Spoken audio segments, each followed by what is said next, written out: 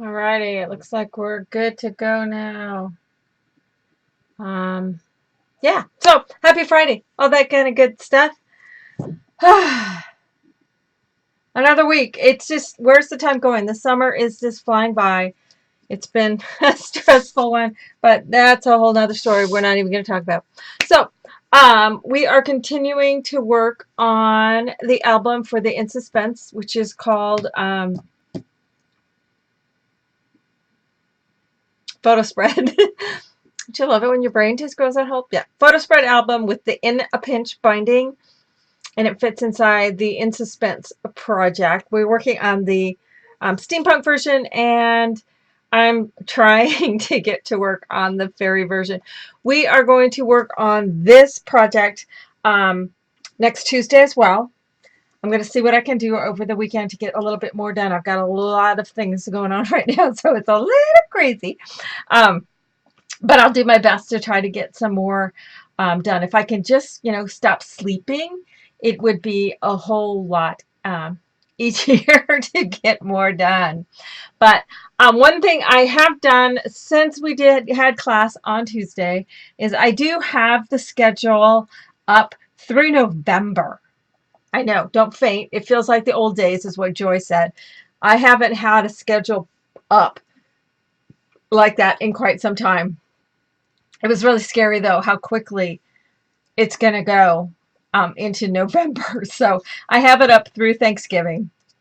I haven't figured out December yet and beyond. But that's where we are right now.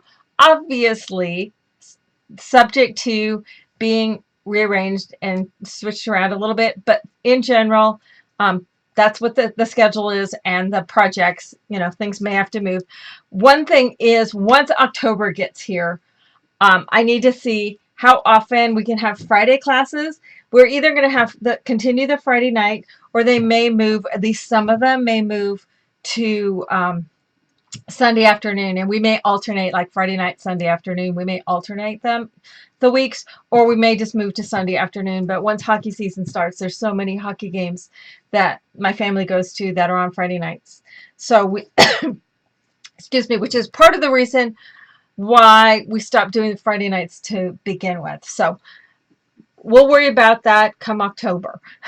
But right now, at least the sequencing of the projects is what it is. Now, next Friday, it's on the schedule that we are going to do the Borrower House, which is a variation of the Hobbit House that was from CHA like 2 years ago, I think. So, and it's one that I'm going to work on trying to get those kits pulled together and put out to everybody, because I know there's not a lot of you waiting for that one, but I know there are a few of you, and I'll have to look to see then if I still have some kits available for that one, for those of you who might want that one. So the main thing we'll be working on that one is we're not going to construct the entire project. We're mainly constructing the top, because that's what's different than the rest of it. I have to look and see what the status is on the paper. To be honest, I don't recall if the paper for the Borrower House is done, or if I need to finish that. Otherwise, I'll work on getting that completed this weekend. It doesn't have a lot of paper, but I need to look into that and see just what needs to be completed on that one. So that was just going to be next Friday and the following Tuesday. And then the following week, we are doing a summary project that gives me time to complete the steampunk project. And this one is going to be with a graphic 45 paper. Just like, let me flip this down and grab my little cheat sheet schedule thing. I have my calendar around somewhere, and I don't know where I set it. So, but yeah, so for Friday and the following Tuesday, we're doing the Borrower House, and then we're doing what I'm calling a vintage conservatory. It's essentially a greenhouse. I don't know how many of you remember way back from, I think it was 2012, and we did the Victorian greenhouse. It's kind of one of the first times that I was using acrylic as windows, and we were using some sort of little plastic strips at the time. It was before I even started using the paper for the strips, for the divider things or mullions on the windows. And the clear greenhouse part lifted off, and there was an arbor inside that the album fit down inside. Of course, the album is about this big. That project is in a box because I looked for it for quite a while this afternoon. It's one of the few 3D projects that is boxed away because I have looked all over and haven't been able to find it. It's one of the few of those older projects that I cannot find. So I will keep looking for it. The pattern for it is, if you want to remember what it looked like, you can always just go look at the pattern cover, and it was called Victorian Greenhouse. But we're going to do one that's a little bit different. I have the base part done so far. And again, for those of you, because the time is of the essence on this one, we are using a graphic 45 paper because I know how quickly I can get it. This one is available, and this one's called Bloom. It's in the greens and red violets. It's really pretty, and I have it so I can work on my sample. So that's the paper, but the paper itself is mainly going to be used for the album. For the greenhouse itself, it's mainly going to be acrylic and chipboard for the actual greenhouse, and then the frame and back I'm going to be doing, because many of the images that they used on that paper are available to anyone. They're not exclusive to Graphic 45. So I can do some coordinating pieces for the frame or the outside of this project that fits specifically for what we're doing, because we also need some stone and wood and that kind of thing papers.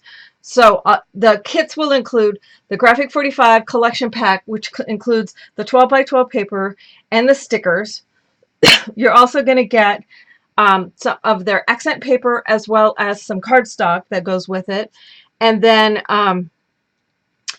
the Laura Denison Designs mini collection that will be for doing the outside of the project, and then all the accessory items. And I'll switch the camera off here, or switch cameras and tell you more about that and show you a little bit about what's going on with this one. So I'm slipping a project in. It's a new project, but it's kind of a revisiting of an old project.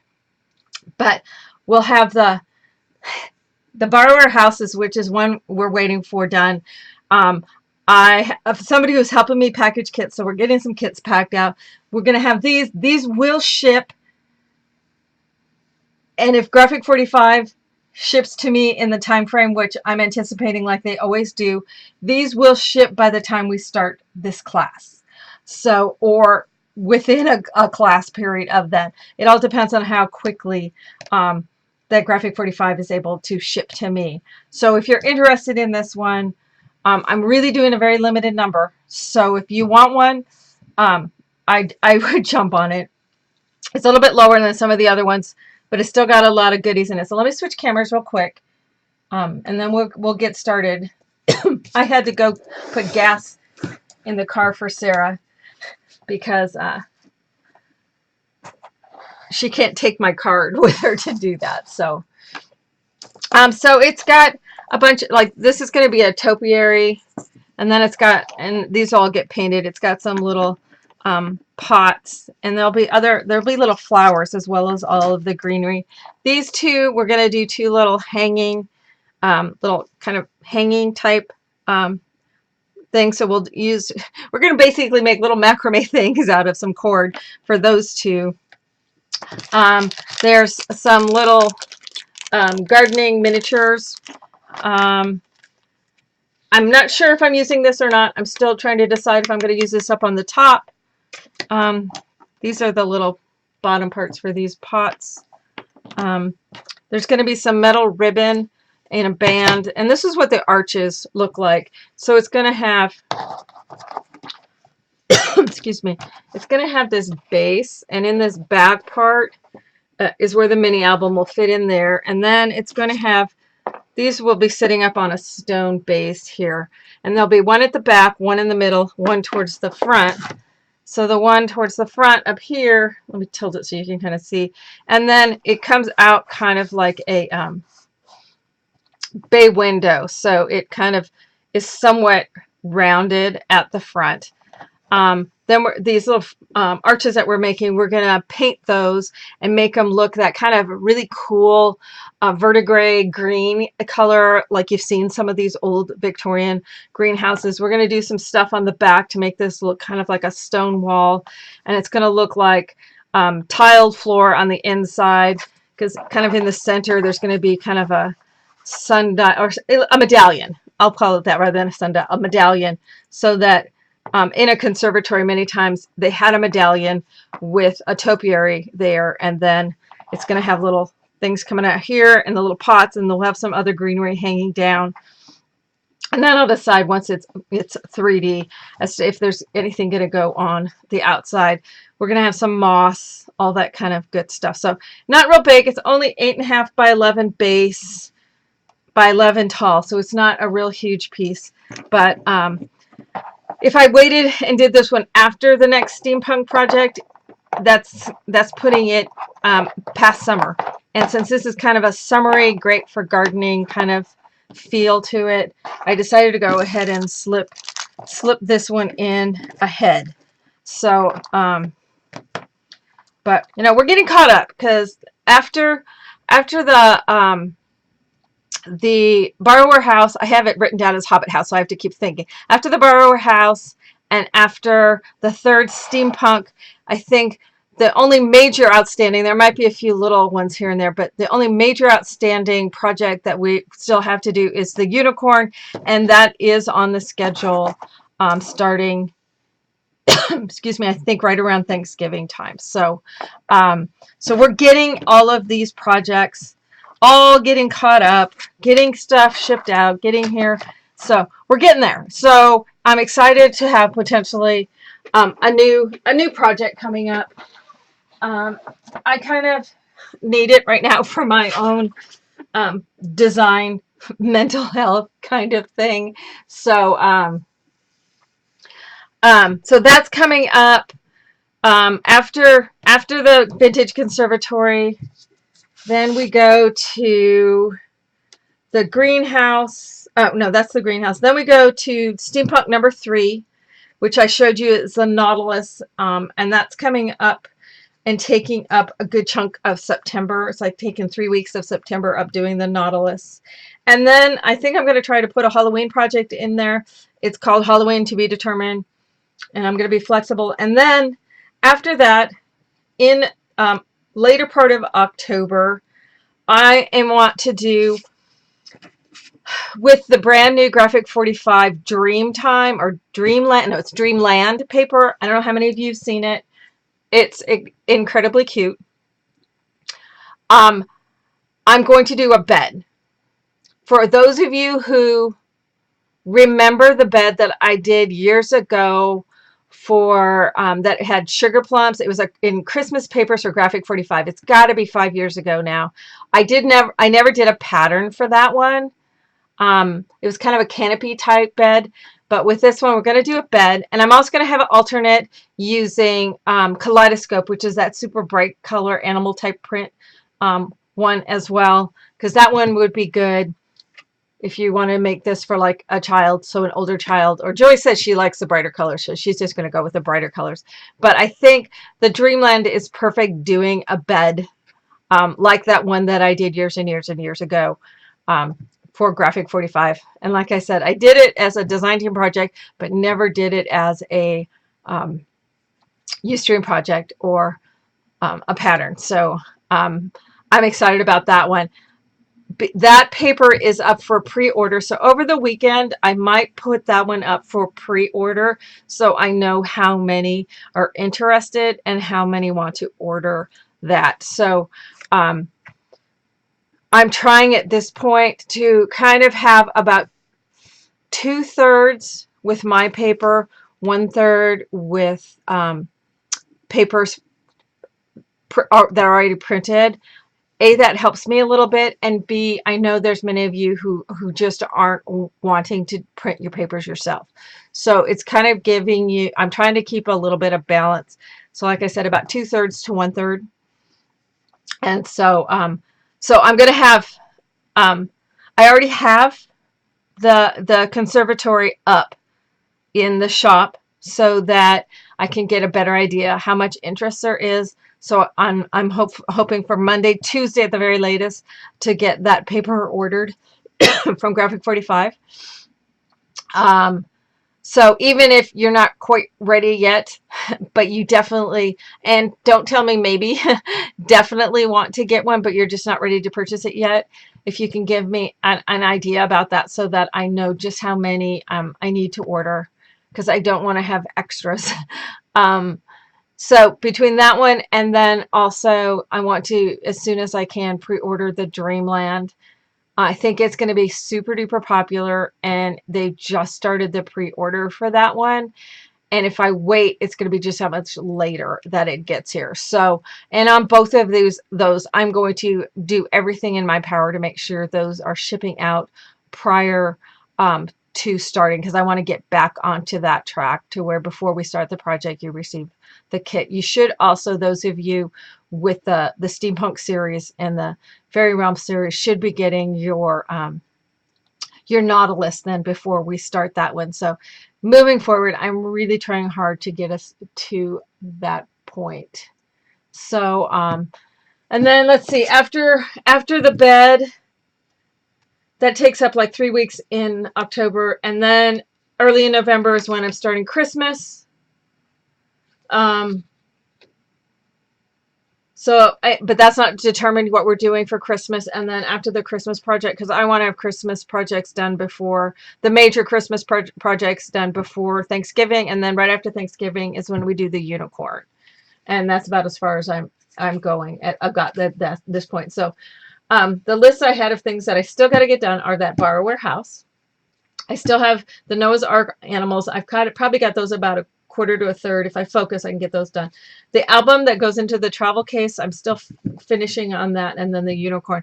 And those are the biggest things that I still know that are outstanding for people. I know there's a few bits and pieces and miscellaneous kits and stuff, and I'm just going through from oldest to newest and working towards that, and that sort of thing. So that's where that all is right now. So, but it felt really good to at least get a schedule going so I have an idea of just what all's going to be happening. So there's also some other projects that are actually already in the works, that are much more mixed media. There's a series that we will have completed before Christmas. So if you want to turn them into something Christmassy, but I'm completing them and doing them onto video, and I'm going to have them all done and ready to go before I even show you anything or tell you anything about them, because those are going to go straight to video, and you'll be able to buy them individual. It's a series of 5. You'll be able to buy them individually or as a set.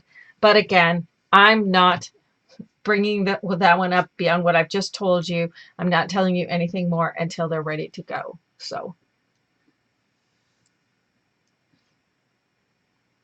there should be a Victorian greenhouse listed in the shop, but it's not. Okay, let me look real quick. We're not using that pattern for this project. So if it's not there, it doesn't need to be, because it is a totally different project. So let me just look real quick, because that seems strange to me. I may have taken it down because at the time I used those strips, those plastic little strip things, and I don't even think they're available any longer. So let me go look and just see real quick if I just turned it off, or if in all the transferring way back in 2014 when we went to WordPress, for my website and shop, and then after the crash and all that stuff. So let me just look real quickly to see, and then we'll get rolling on the stuff. So, because I can look at the back of the house and see if it's there and I just have it turned off, or if it's not there at all. Products. Give me just real quick 2 seconds.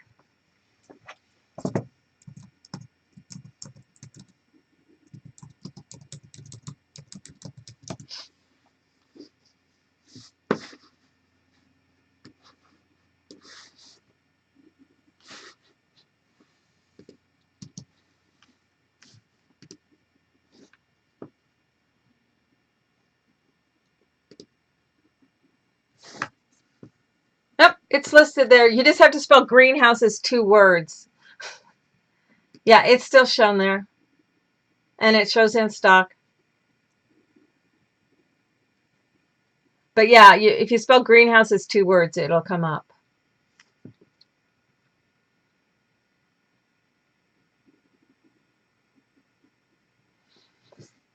It's always so funny to see these projects. It's like visiting old friends.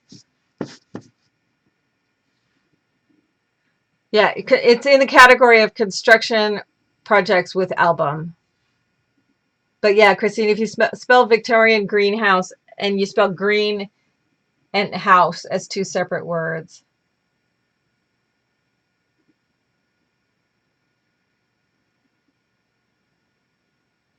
So, okay, so that one is, but that is not necessary for the project we're going to be doing because it is going to be a completely separate project. So, all right. So, feel free, once you look at the schedule, send me an email if you have any questions. If you have any complaints, send them anyway. Anyway, all righty. So let me go. Oh, I'm already on the correct page.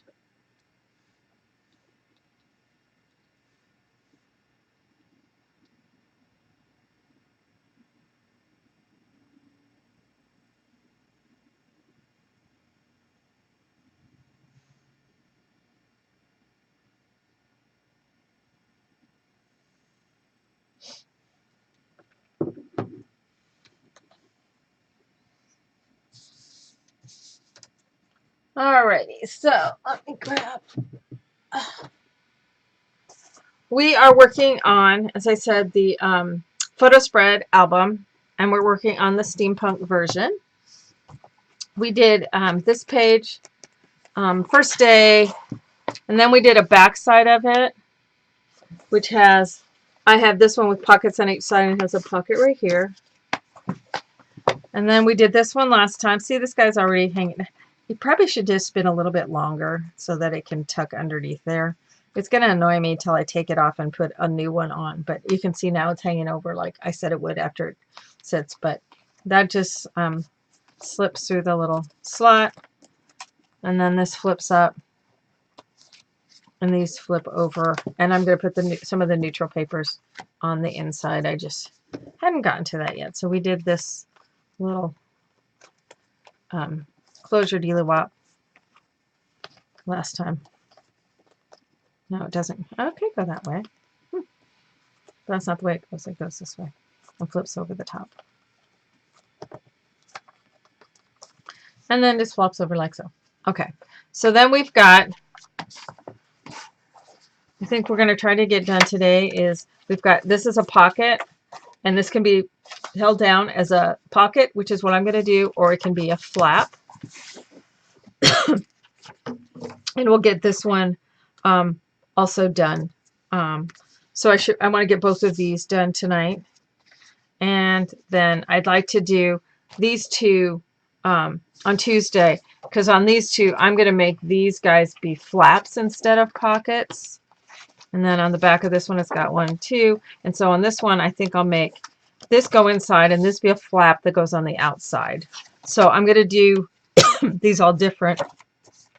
This one is not dissimilar from the one we did before. It's just got kind of a little cascading mat. And then, so I'm going to try to see what other of these pages that I can get done. Because maybe if I can get the backside ones done, maybe on, so if I can get this one done, maybe we can do this page and this page on Tuesday. This one's not complicated. Maybe we can even do all three. Yeah, we'll try. So, but let me see what all I can get done before next Tuesday's class. And then we can see, so if you can at least see them completed. So I think I want to work on this side first that has this cascade that is attached at the bottom. It was very funny when I was designing this. I had a really cool closure all figured out for this, and now I'm, for the life of me, trying to remember exactly what I was going to do, and it'll come to me. So we'll go ahead and get rolling on papering this. Let's just set that off. Let's see if I can knock everything off that's on my desk behind it where I've just flopped it down. So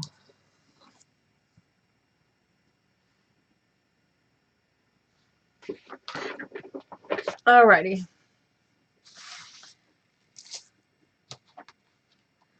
Paper wise.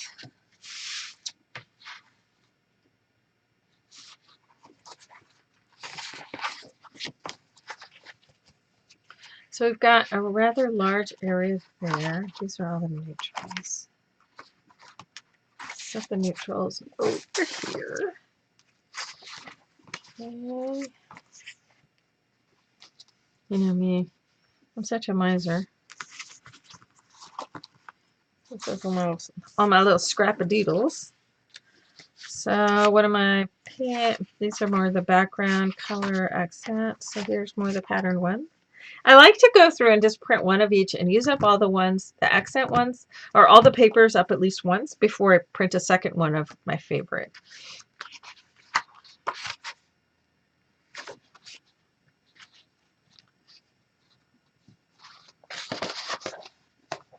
Ooh, I like that one up on the top there, behind the little pocket. So we might, or if we do it that way, I don't know, maybe. Let's see. And it looks better on that side, so we won't use that one yet. So on this. So something like this could work really good there, and then I can have something that's more of an accent back behind it that coordinates with that. Or we could do it with that one, and then you could have a small photo here on the front. So this is a good option.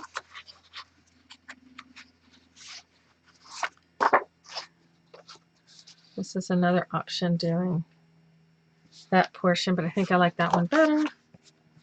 Then we have an all over pattern. So if we go with that one, and then we put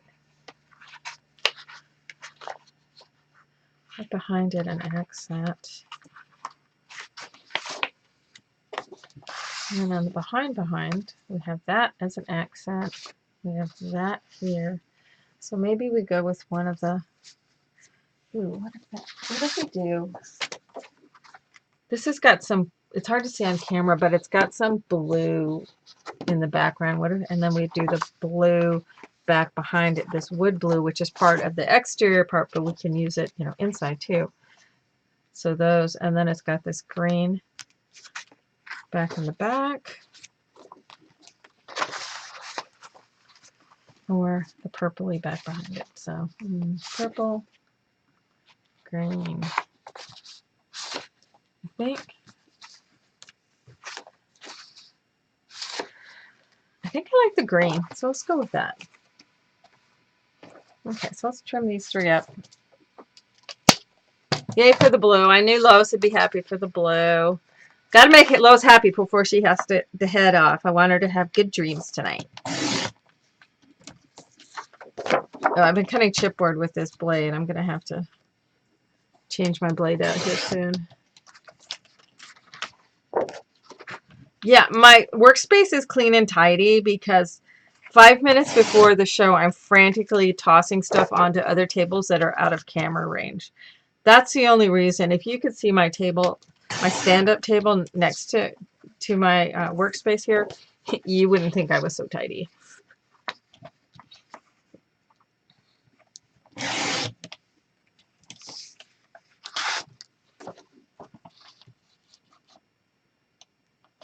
Well, maybe you'll have a dream in blue tonight then, Lois.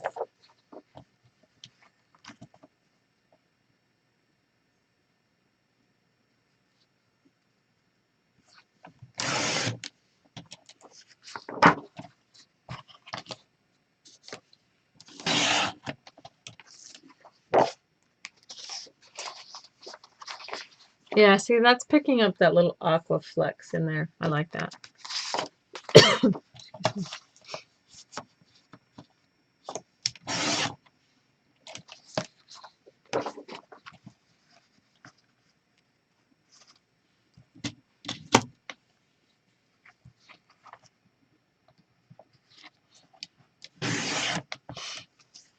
I'm going to date myself by saying this, but see, whenever Lois talks about blue, I always think of a song, and it had to have been from the 60s because I remember being really, really young. So it was a song called Red Roses for a Blue Lady. And I just remember, and blue meaning sad, but at the time I was little and I just was fascinated that there would be a lady who was blue, as in her color would be blue. And I remember just thinking how wild that was as a child. Obviously, it made an impact on me if I still can remember that. So, all right, so yes, this one's going to go back behind. So I can go ahead, I'm going to go ahead and get these all trimmed. I should have put this away. Let's get these all trimmed up and good to go. So this one's going to go all the way down as far in as it will go. And then allow myself my, so quarter, about 3/4 off the side.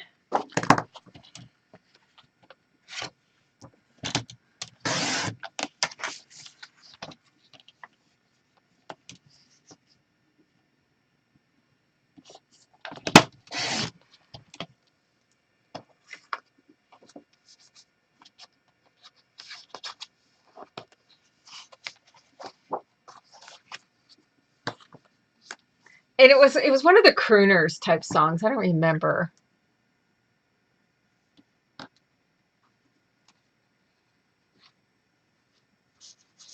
I know that's my problem too.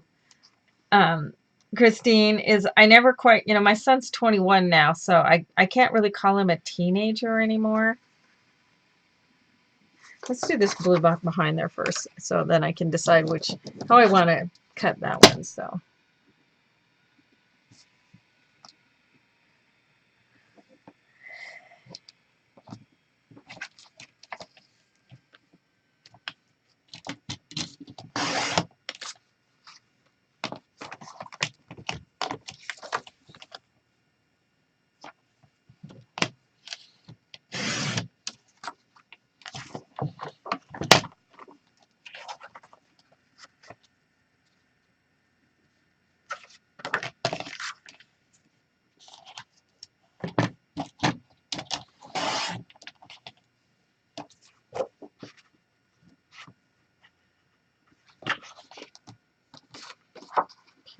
That. Yeah, it's definitely this one. Okay, so it's going to be 1 3/4.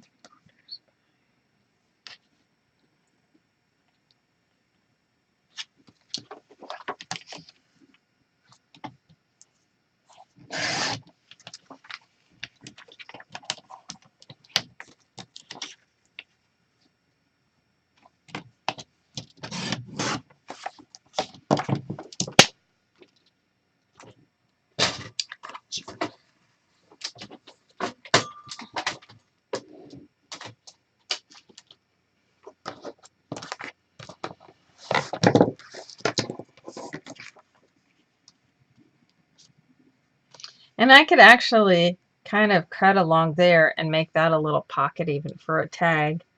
I might do that. Kind of like that idea. So if I kind of just keep it kind of sinuous.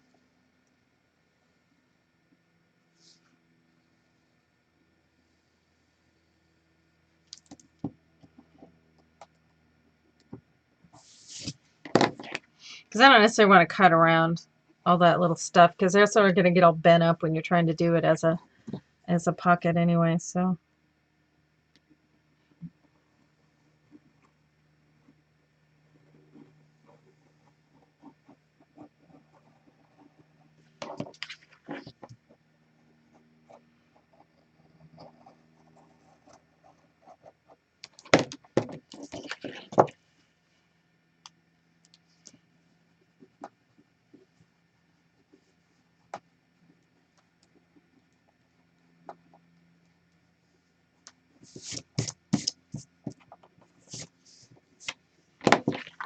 See, then I just made a little slice there so I can attach that down, and I'll be able to turn it into a little pocket. If you don't want to do a curve, you could do a straight line, and that'll work too. So if the curve's too much.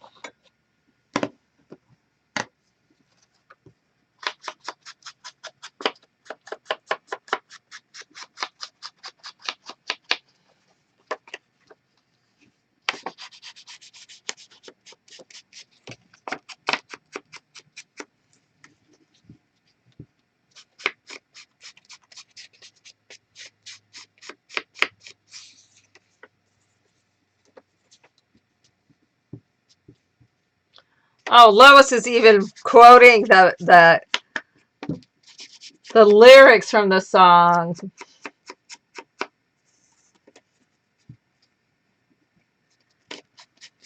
But I know whenever Lois talks about loving blue, that song just pops into my head. It's so funny.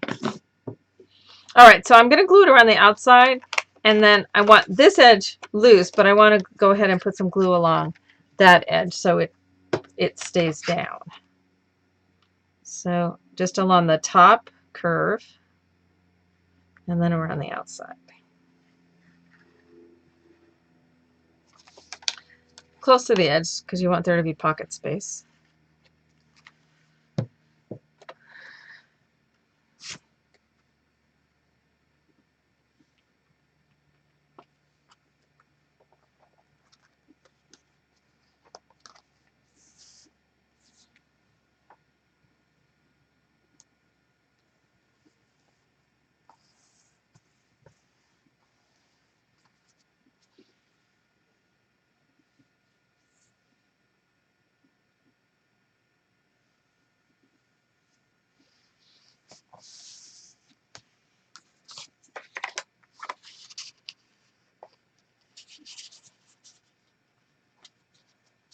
So then you can just,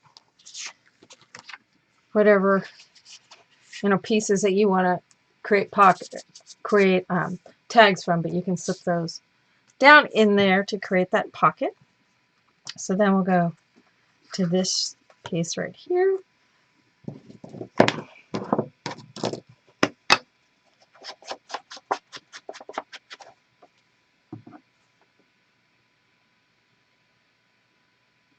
There's that. Trevor has to pop in, of course.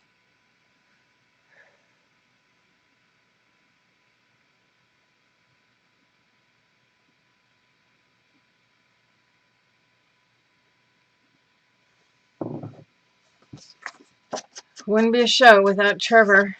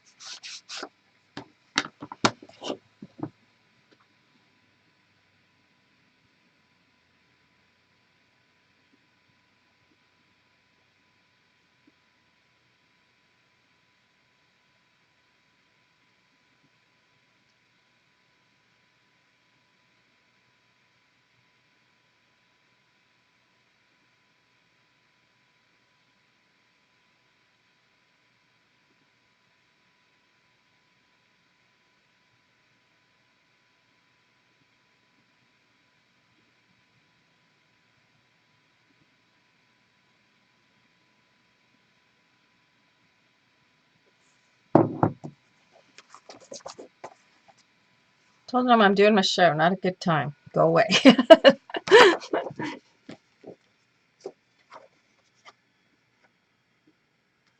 But you can't have been watching me for 14 years. I've only been doing this for 10. Unless you came to some of my quilt classes. I didn't start doing these shows till 2010. You've been watching YouTube's maybe since 2009, but I didn't live shows. I didn't start till 2010.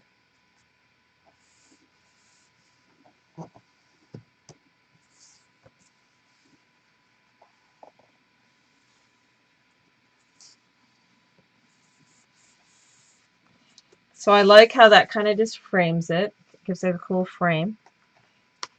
So let's get this one on there.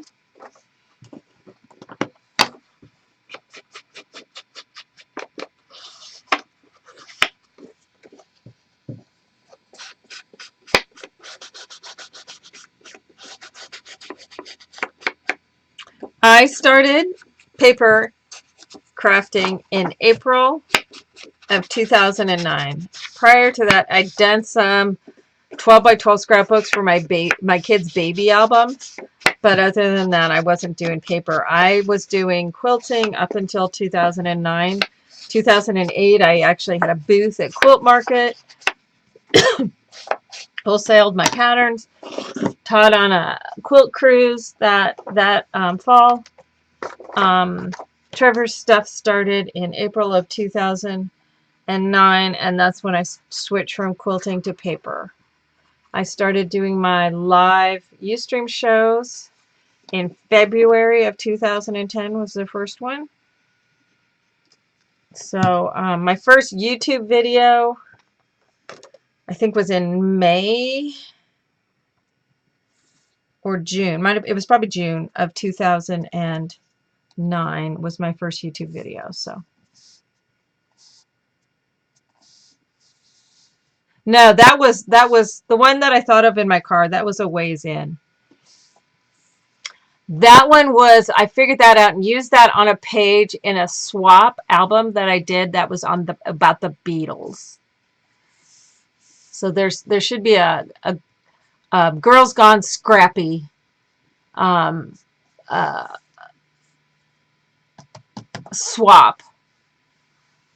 So that was sometime that the summer of 2009 that I did that one, and I did a video on how to do the page separately. But that was sometime in 2009. My very first album that I did was the one for my dad. That's A Life Well Lived. I think that was my second or third video. My first video was a swap video, and it was a summer video. And I just remember calling like Prima, Pima, and not knowing what anything was named or called or anything. But it had like bright colors, and it was sun. And I remember it was hot, and it was like 90 degrees outside and stuff like that. So that was my very first video, was that one. Was a swap.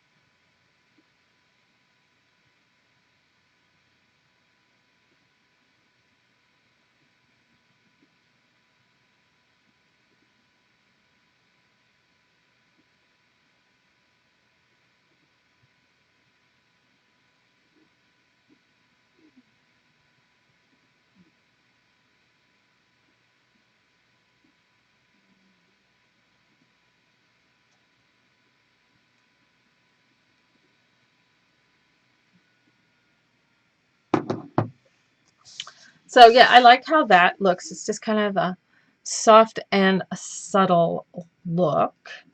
So then onto the back, I'm going to use some of the neutral paper. So let's grab those out real quick. And let's just get this whole sheet done. And then we'll figure out how we want to close it.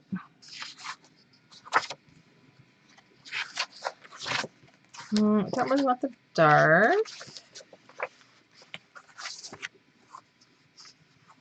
That one, this one's got some blue in it, so we'll use that one. And this one has some peach, so let's just use these two. They will work perfectly fine. So more blue for low. So I think the bigger piece, we'll do this one. And the peachier one will go behind the peachy one. That'll work.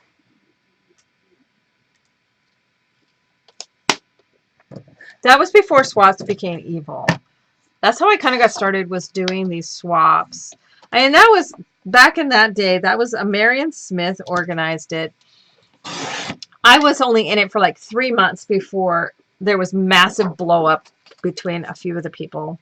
But there was a lot of people that are kind of the who's who of the scrapping world back then. You know, there just weren't that many of us at the time.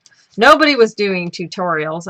I think I shocked everybody when I put a tutorial out from my butterfly album was the first tutorial I put out, but I came out of quilting and I wrote patterns. That's what I did. So it was like, okay, well, people want to know how to make this. Why am I not writing a pattern? Which is why I've called them patterns my entire paper crafting career. It's because that's what they're called in sewing.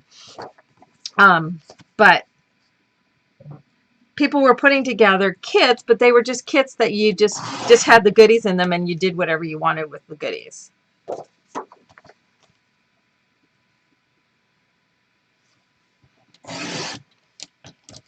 So then in November of that year is when Marion started doing a live show. And then January, Catherine Krieger started doing a live show. And then I started in February. And I think Kathy Orta started in like, I want to say May or June.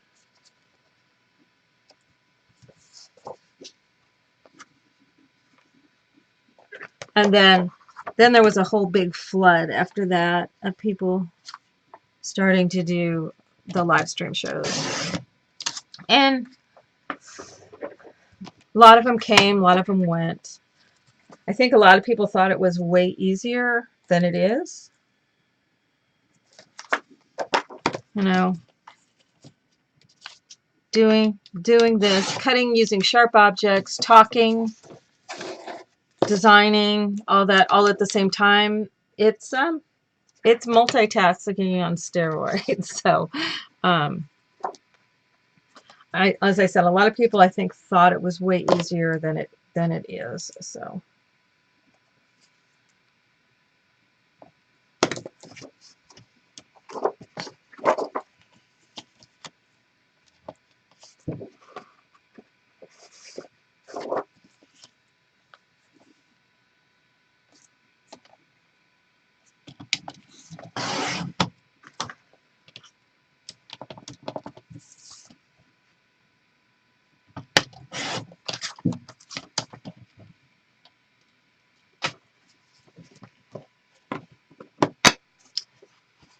good night, Lois. Thank you. Good, we got our blue in before she had to go to bed. She gets up at 4 a.m. and that comes pretty early. Oh, yeah, and then watch the chat, which is why I probably get about a third of the chat. That's why I miss some stuff. And why sometimes, especially now that I'm a little older, my brain's a little more fried at times where all of a sudden I'll kind of stop talking. And that's because I'm reading, because reading and talking kind of use the same part of the brain. You know, and then I also have texts coming in because a 21-year-old who doesn't understand that I'm doing my live show any more than he did when he was 11.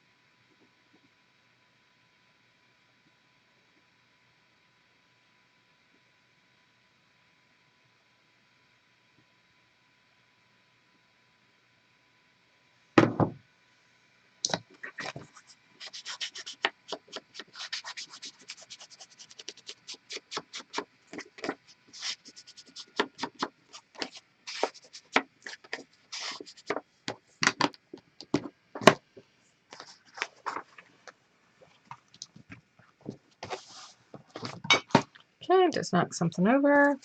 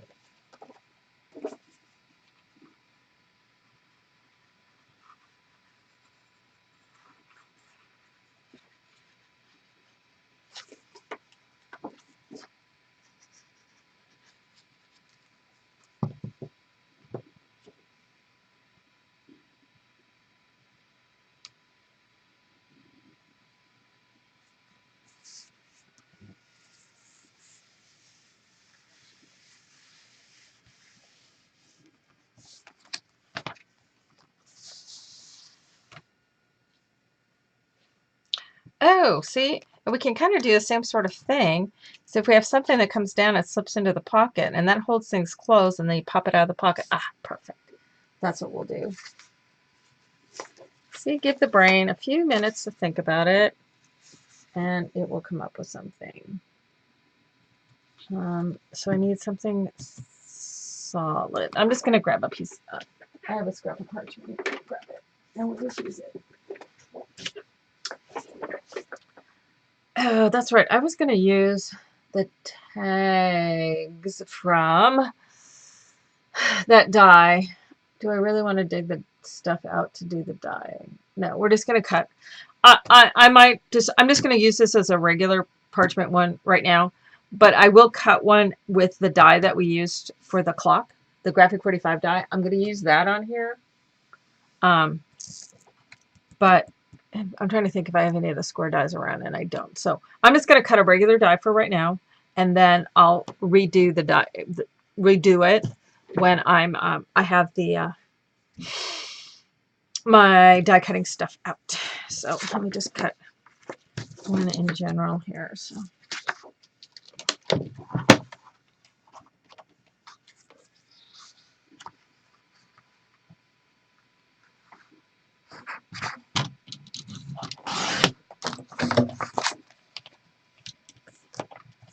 Well, he asked me to do something and then got mad when I wouldn't do it. And I'm just like going, dude, I'm doing a live show here right now.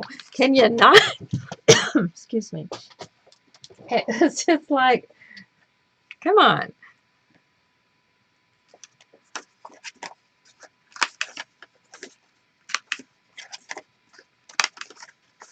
We'll do a ticket stub type thing, and then I'll punch a hole roughly in the center. I think I want to do this dark lace color on it because I think I like the dark in there, so that'll work.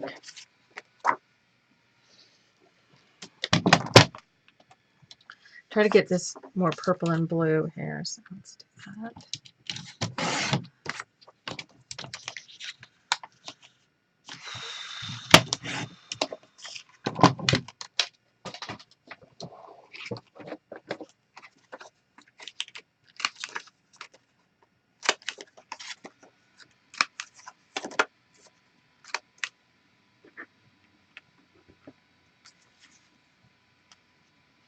And I may end up going ahead and leaving this one on here because I might like it. So, but in these pockets and stuff, I think I'm going to use that die cut one. So.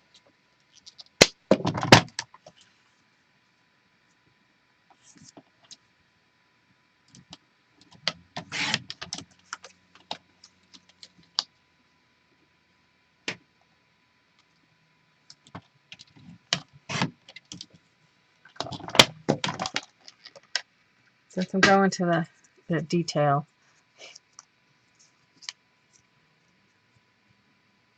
So I've cut a 1 inch by 1.5 inch piece. Then I'm going to make it into the whole reinforcement-ish thing. So I'm going to have to repunch my holes anyway. So, all right.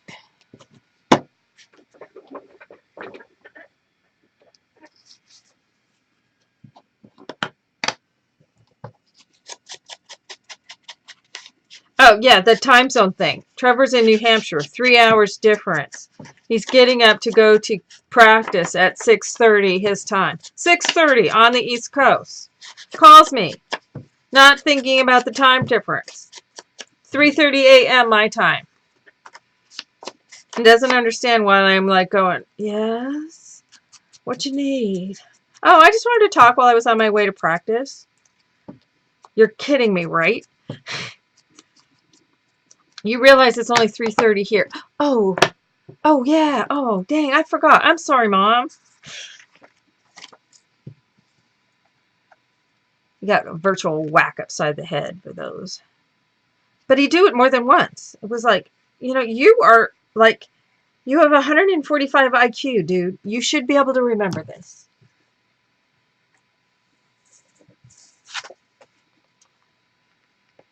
Well, what cracks me up is when I text something, like it's 10 or 11 o'clock at night my time, and I'll text something to Pam on the East Coast. And dang, if she doesn't answer, and it's like, why are you awake? But see, then I know it when it's that late. I can always text Joy. See, because Joy's 2 hours behind me, so I know I can text her at that time. But then I don't. Then on the opposite end of the spectrum, at like 7 o'clock in the morning, I won't text Joy because it's like, oh, I don't want to wake her up. And again, she'll respond too. I'm like going, do you guys ever sleep?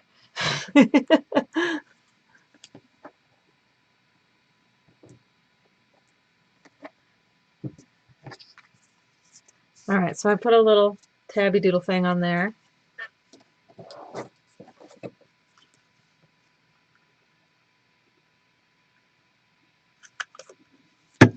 But I also remember, when I'd be on the East Coast, I really have to think about it a lot more when I was going to text Joy something or call Joy or something because of this. Then it would be like 5 or 6 hour time difference, and it'd be like, okay, it's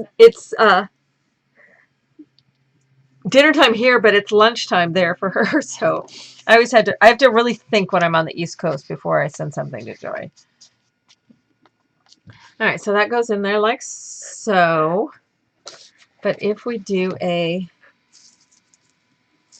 we'll do it with the baker's twine again, like we did before.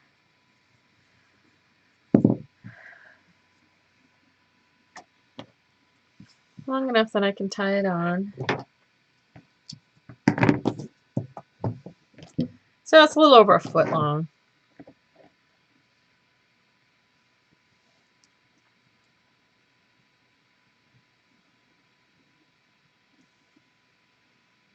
So fold that in half. Let's see, what do we want to use? We can do that. Let's take it down to like 1/2 inch. This is just a little scrap of dark. And like we used on the stuff last time.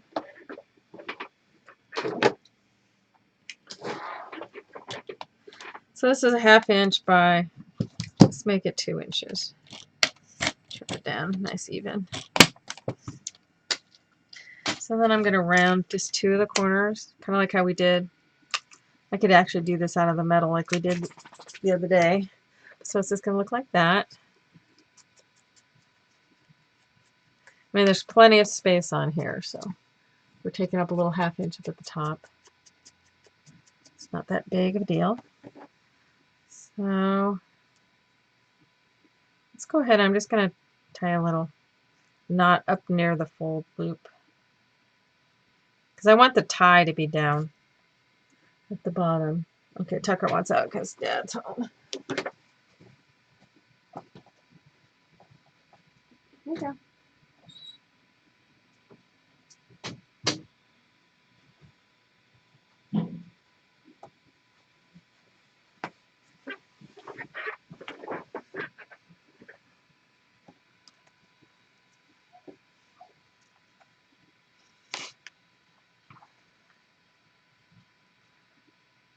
Well, extra glue there, right smack or dab in the middle.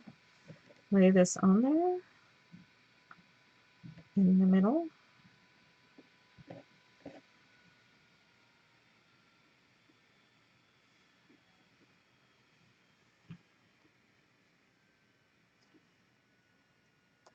And eyeball it in the middle.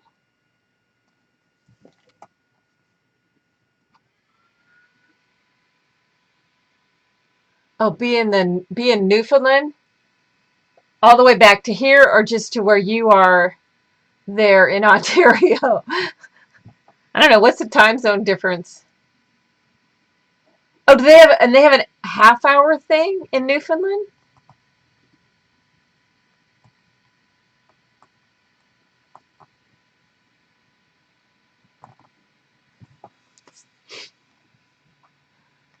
All right, so I've got that tucked in there nicely. And I can take this. I might go one from the front, one from the back.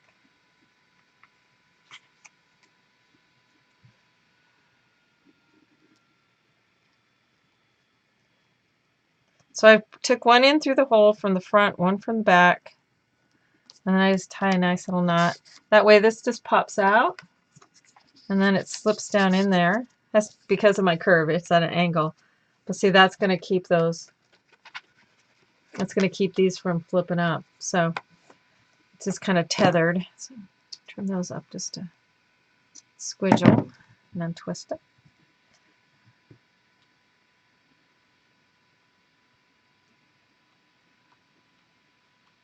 They do it on the half hour? I've never heard of a place going on the half hour. So Newfoundland, okay. That's whack. I'm doing my show. Oh, you're going to go? I think I'm just going to go hang out with Rosa. Okay, so 2. Yeah, I hope not. Please don't spend the night. No, no. Okay. Yeah. Okay, bye. Okay, bye.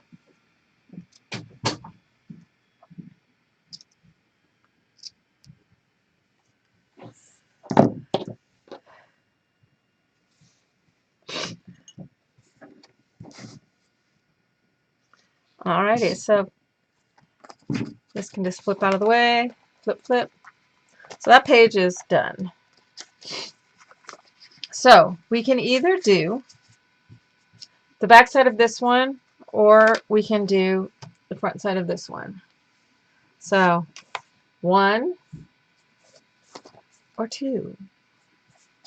I'm going to be like the eye doctor. 1 or 2.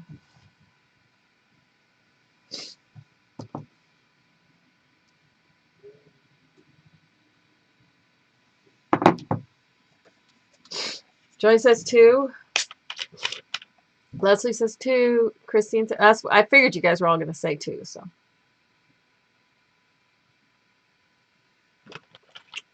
I know I do too. Joy says I hate it when the eye doctor does that. I do too. That's why I do it. I'm trying to be annoying. All right. So this is a large pocket. So this one will go very quickly as well. And these are just on there temporarily because I want to put my pattern paper down. Now, I'm not putting the brad all the way through the paper because that would be a royal pain in the patootie because you got to go all the way down inside this pocket. And so what I have done is I have a little dot thing that we're going to glue that dot down. And so everything, because the dot's going to be glued down, so everything will spin still on the brad. So let's go ahead and cover this first. So that's wide enough to go right there. So let me see what papers we have. This one's also wide enough to go right there. So one of those two can be kind of that backgroundy thing, and then we're going to put whatever is going to go right there, but we want to remember that this little slot is covered over, so we want to, that kind of works, because then the slot would go right there, and it uses up half and still leaves this half for something else. I like that one. This one's too broad across. This one I want to save for that other thing. Don't want to do an all over. So I think that one's elected. Yep, that one's elected. Okay, so then we can do that one with it. Or this one. And it's got a little turquoisey color, but it kind of goes with the greenish color here. But then so does that one. I think I like this one. Okay, so easy peasy. All right, so that's going to go here. And so I just need like an 1/8 of an inch off. A fat 1/8 of an inch.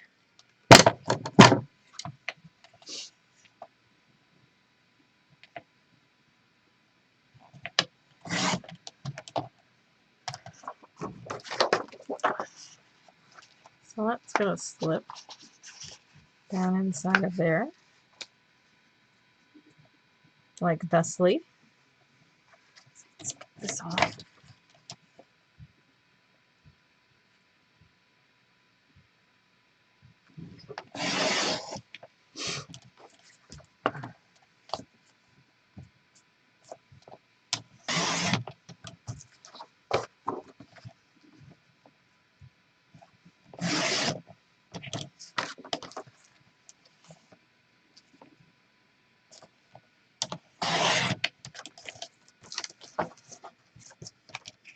All right, and this thing needs to go.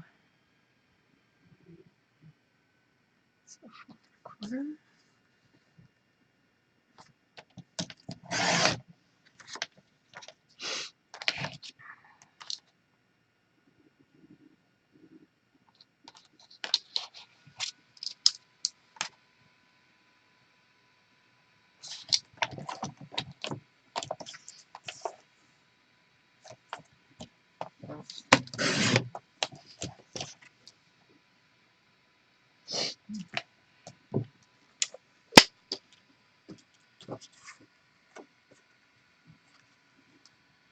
All right, so this is, the dimensions are in the pattern for how far in this is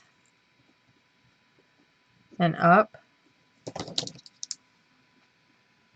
But I don't have that sitting in front of me, so I'm just going to write it down.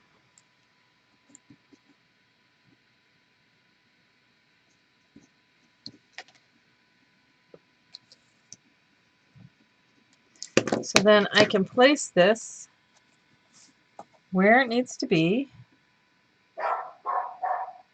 So it's going to go right there. So now I'm going to mark those dimensions from the edge, not from the edge of the pattern paper, but from the edge of the actual. So I know there's one end.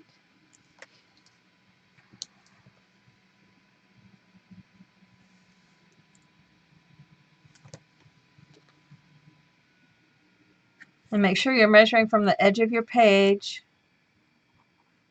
Okay, so there's my little dots. So then I can make my slit. And I'm going to make it a little bit larger than this slit is right there. So, and I'm going to have faith that I've done this correctly. Just going to find my dots, catch it in the light. There it is.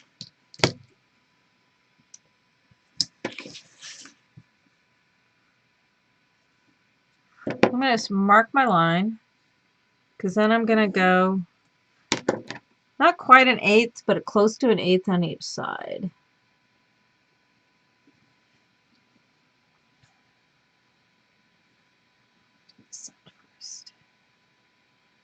And extend beyond it a little bit too, just so it's got some space around it.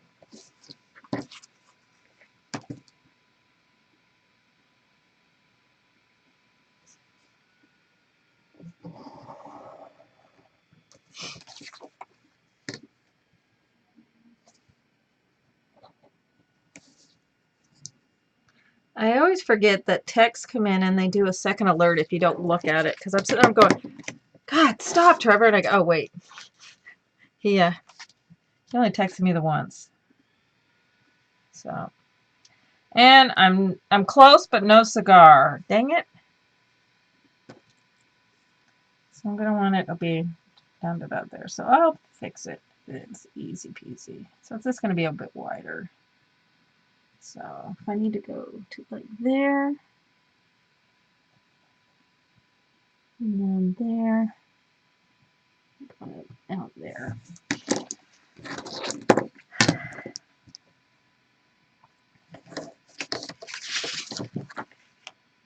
If I'd been paying a little bit closer attention, but too much stuff going on inside my brain right now.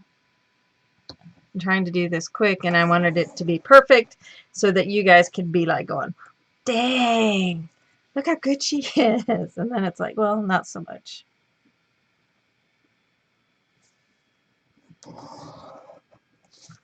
I was trying to impress you guys, but I didn't do a very good job. So there, now it's impressive, because now and it's a little bit fatter than an eighth of an inch, but that's fine. Now you can see it real well. So.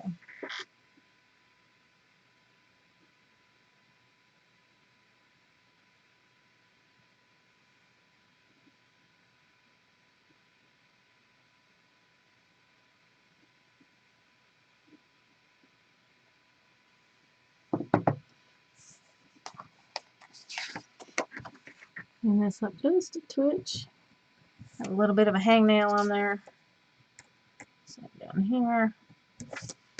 Okay, so now we can ink it.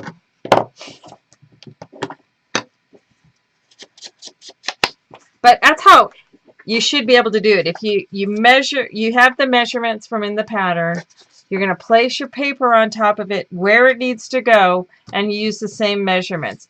I was kind of just measuring by not pulling, I didn't pull the pattern out, and I was just kind of measuring.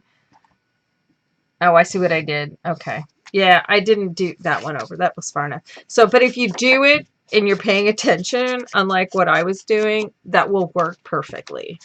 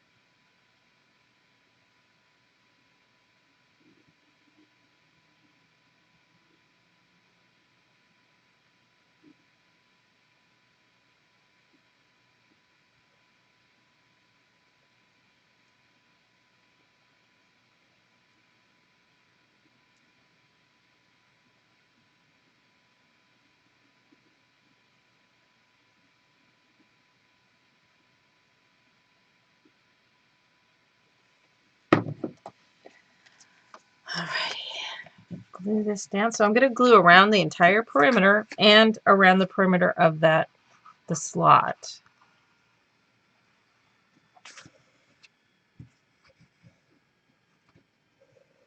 I'm doing a really sloppy glue job. It's a good thing you can't see it from the outside how bad my glue job is.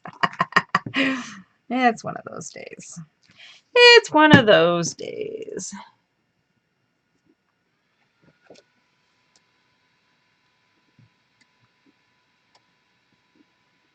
Pop that puppy on there.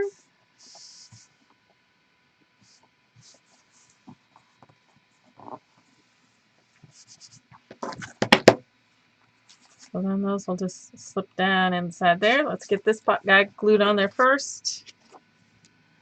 I'm doing real simple, basic matting on this one. Nothing terribly complicated.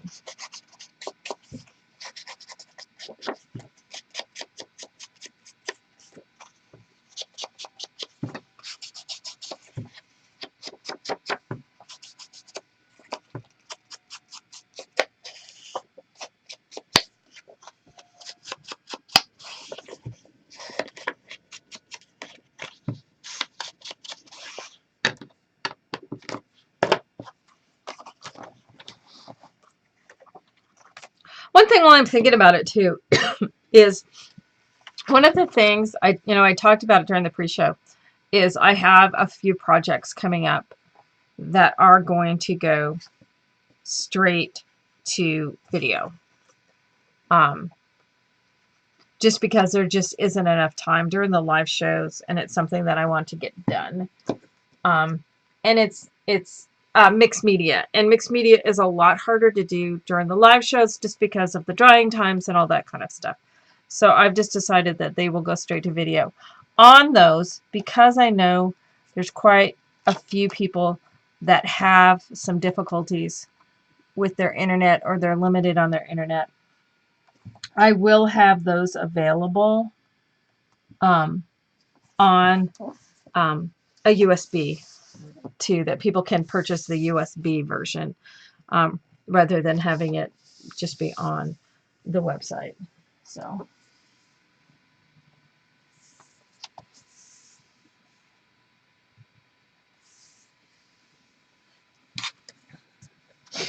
All right, so then I'm going to do these guys and mat them.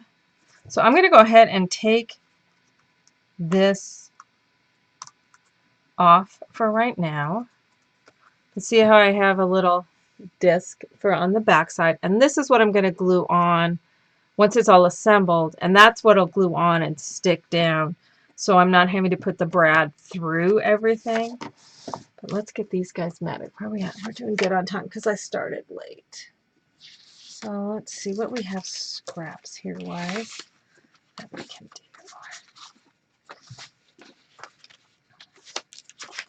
Okay, they're pretty tiny little scraps. So I don't want it to be too fancy. I might just do the front one for now. Or actually, you know what I'm going to do is I'm going to leave these guys pretty solid. I'm just going to do a strip along the edge just to add, because a photo is going to cover the majority. You can mat the whole thing if you want, but since a photo would, these aren't that big, and a photo would cover the majority of it. So I'm just going to pick out 4 different patterns, prints, colors.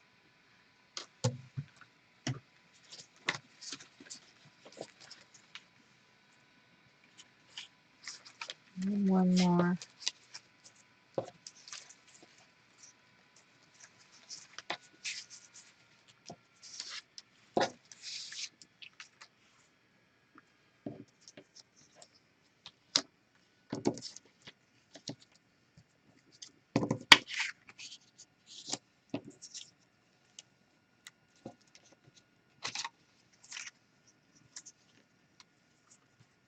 There. I like those 4. So, and the narrowest one of these is like 7/8 of an inch. So I think I'll do them all 7/8 of an inch. They're all the same height. So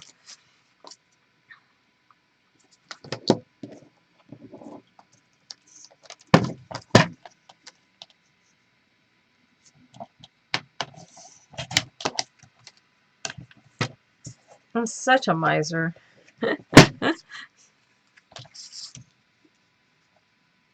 You want to out Pepper, don't you? That's why you're rubbing all up against my legs. She's like, Mom, let me out. I don't meow well. I have a broken meower. You know that. Okay, hang on 2 secs, baby.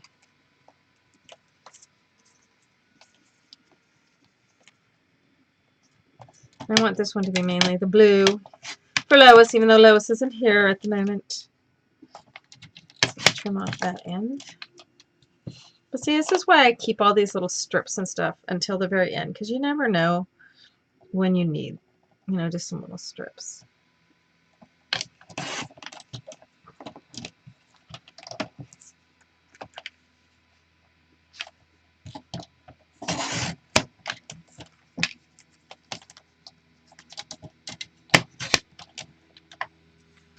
Okay, so let me let Miss Kitty Rat out. You went out? You went out? Come on. Where'd you go?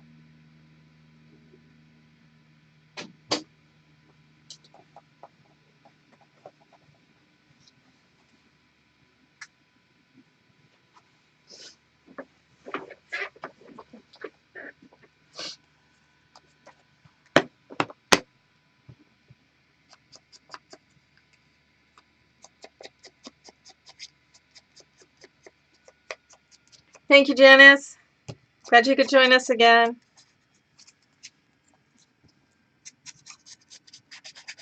You could totally edge punch these too. Yes, you could. But since I haven't been doing that, I'm not gonna start that precedent. Most I would maybe do is round the corners.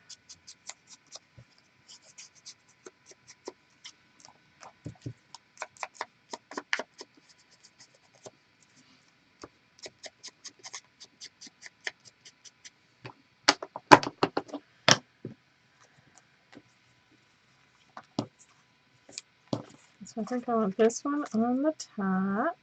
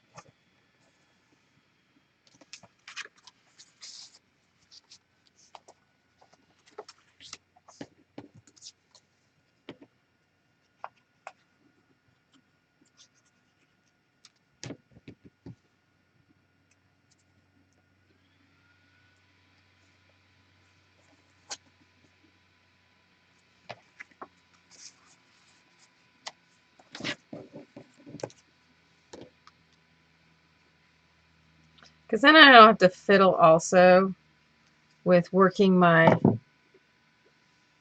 whole thing in the middle as well. So this is perfect. Just doing the edge.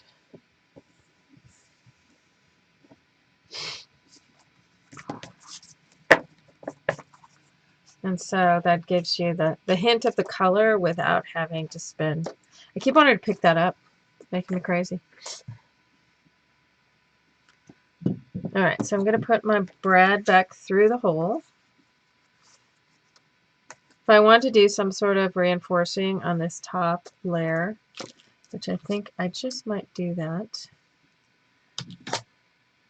It doesn't need to be very big. I can just do a little 1/2 inch circle, but I think I will.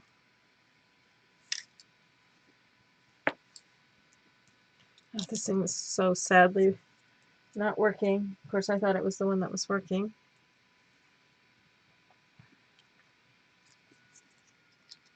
Poor baby. Ain't not working. Here's one that'll work. I hate these things on there.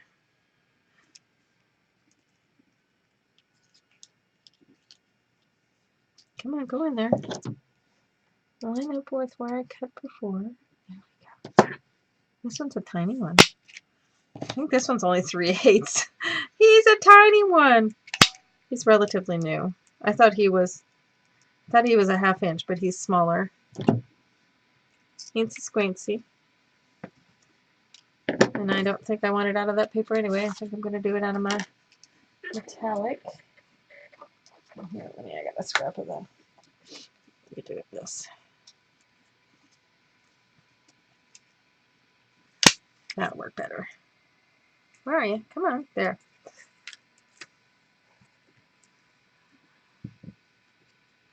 It'll just look a little more finished having something back behind I need to scuff it up a little. Having it back behind the brad.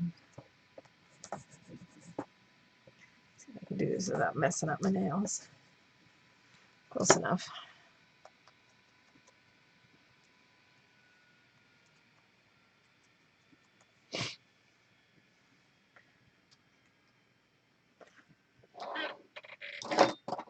Pierce the hole. Close this there.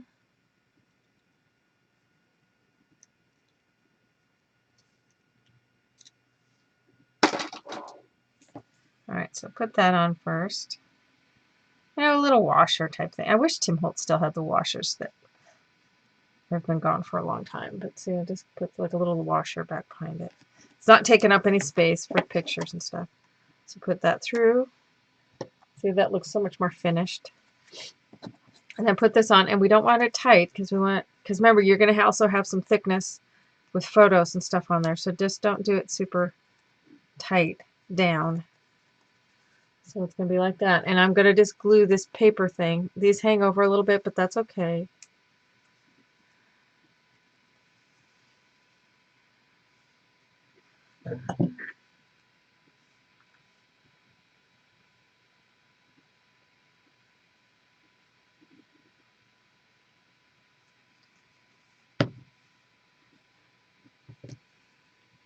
So I've just put the glue just on the little circle. So I'm going to slip this down inside here first. Make sure he's lined up with the bottom and with the edge. And stick it down. Hold it for a little, just for a second. And I'm just going to hold I'm just touching down, and all I'm holding down is the brad. So I can twist those out. Now, this is the pudding one. Yep, it worked. Let's see any glue underneath there. So we can just pop all those puppies down in there. You just want to make sure to test it to make sure, especially the bottom one, is not stuck down into the glue. And then this is a pocket, so you can have stuff underneath going into the pocket. It can totally be underneath here because this is all lifted up. Now, if you're using cardstock weight as your paper, You don't even have to put the slit in this pocket. You could totally just do your slit in your pattern paper and have it like a little pocket. And if you decided to do that, I would glue this side down of the slit of the pattern paper to the base, and and then you're just going to leave this side up.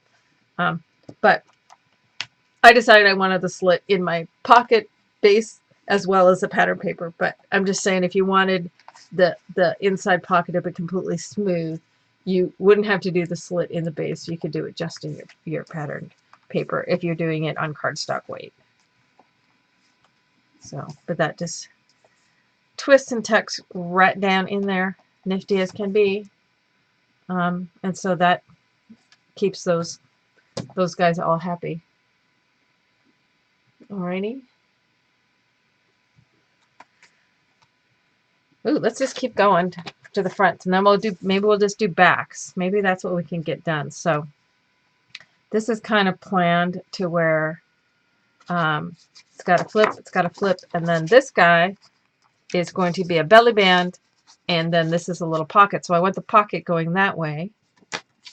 And so I can, whatever the distance it is from here to here, I'm going to take from here to this fold edge when I attach that down. So this will flip, and then it'll be a pocket and a belly band. So what I want to do first off is put my pattern paper down on this back part, and then I can put it onto the front things. And hopefully I have enough pattern paper that I don't have to print something. Maybe we do this all over print, and that goes into the background. It's a large area, so that goes there.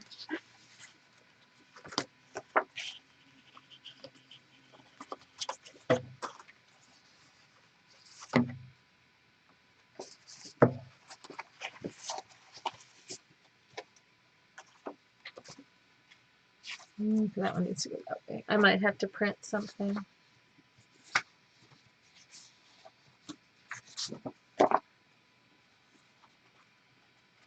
Oh, this is my back. So I'm going, there's tape on here already. This is the back. It must be the back for the album itself. Is it the right width? Yeah. Oh, this is my album back. So I don't want to use that. So I think that one could go, the second one down. And then I just need something for here on top. Top. And I think that part of this one, it's all those purpley tones. That works. And then I'm going to use this one in the middle, and this one at the bottom. So let's trim all those. So we'll get all the, yeah, see, well, we probably won't get to that one, but at this rate, if I can get a couple of the backs that are duplicates done before,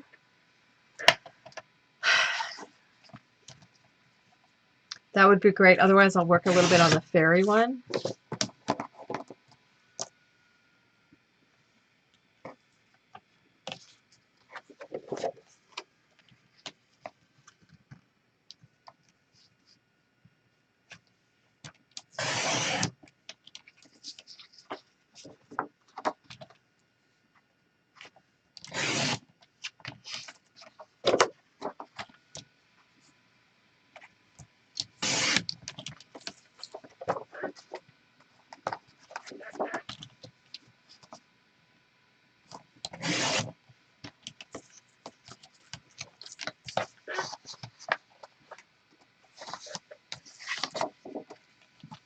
And see, and then I'll just print some more papers for doing the back sides. That way I use all the main papers and the fronts of the pages.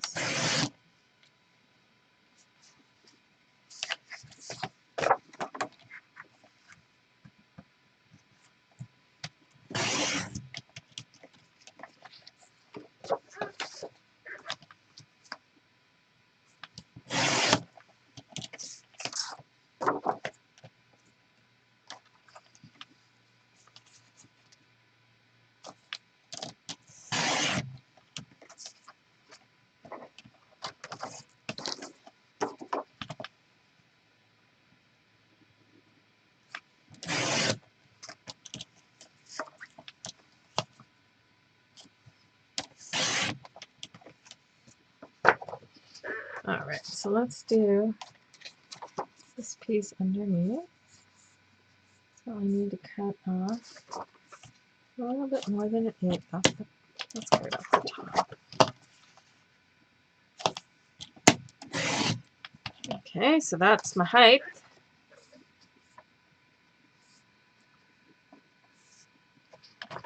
And my width. Where's my pencil? There it is.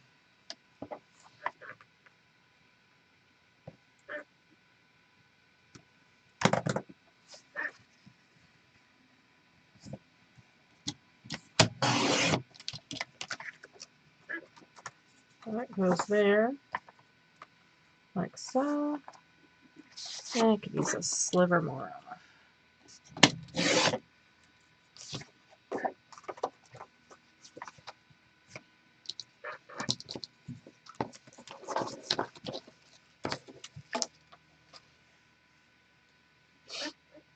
Okay, this guy.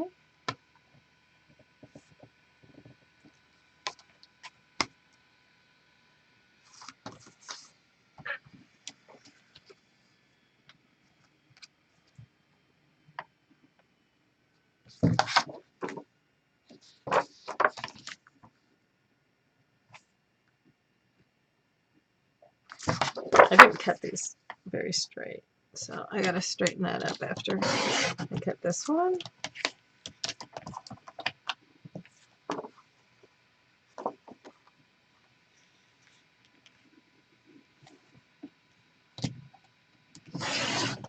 I really cut that one crooked. Okay, I'll fix that once it's all cut.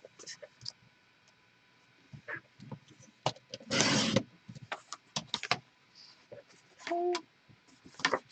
And then lastly, but not leastly,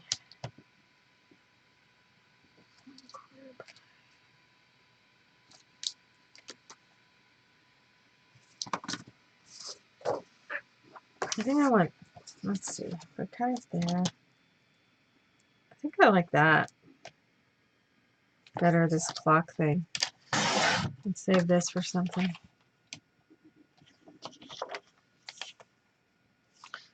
Height-wise, what was it? That's what I thought it was.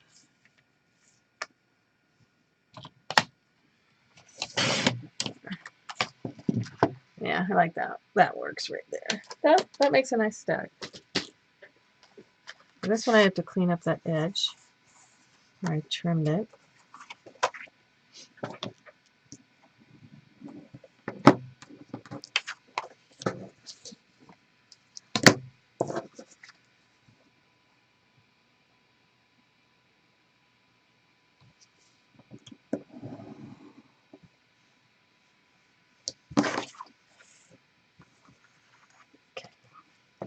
Start at the front.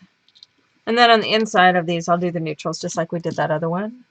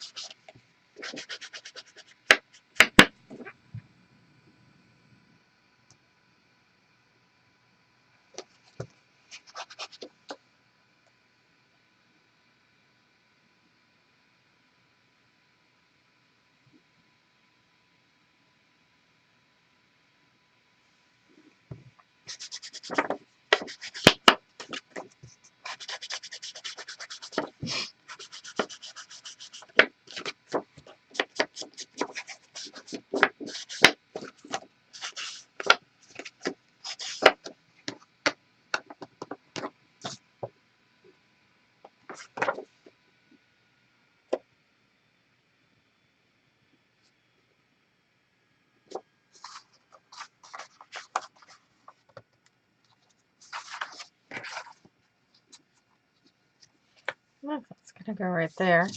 Then this one's gonna go here. So I'm thinking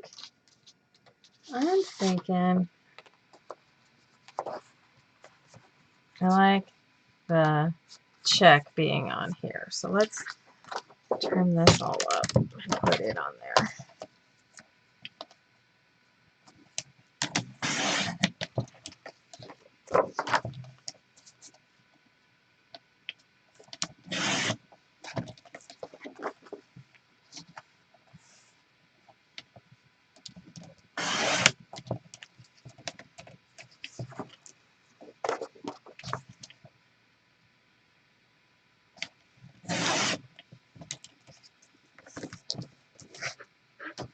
All right, so this band,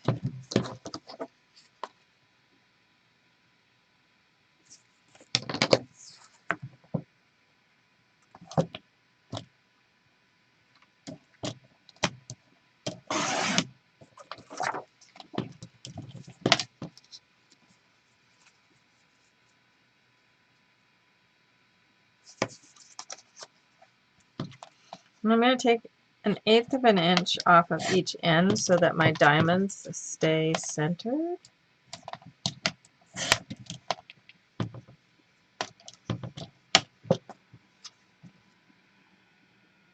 And I don't like the little diddy dots, so I'd rather it be a little bit narrower. So I'm going to trim, I'm going to do that with my craft knife because I want it right at the edge. So it's just taking like 1/16 of an inch off, but I don't like the kind of the dash dot things. So clean that up. Yeah, that'll look a lot better.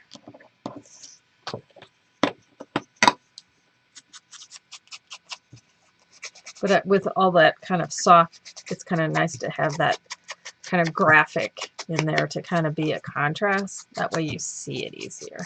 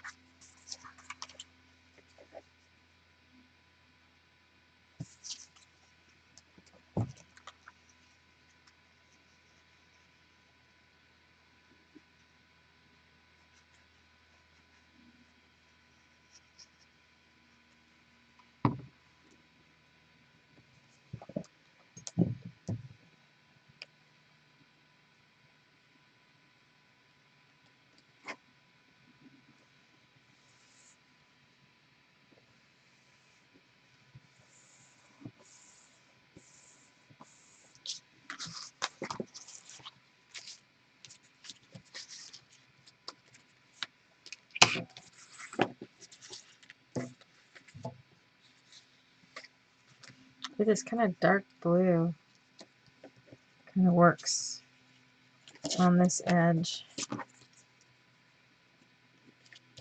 Kind of like that. Okay, so let's do that. So we can just chop 1/4 inch off the bottom.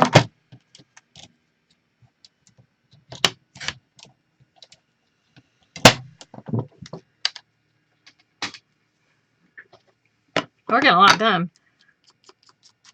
3 fronts.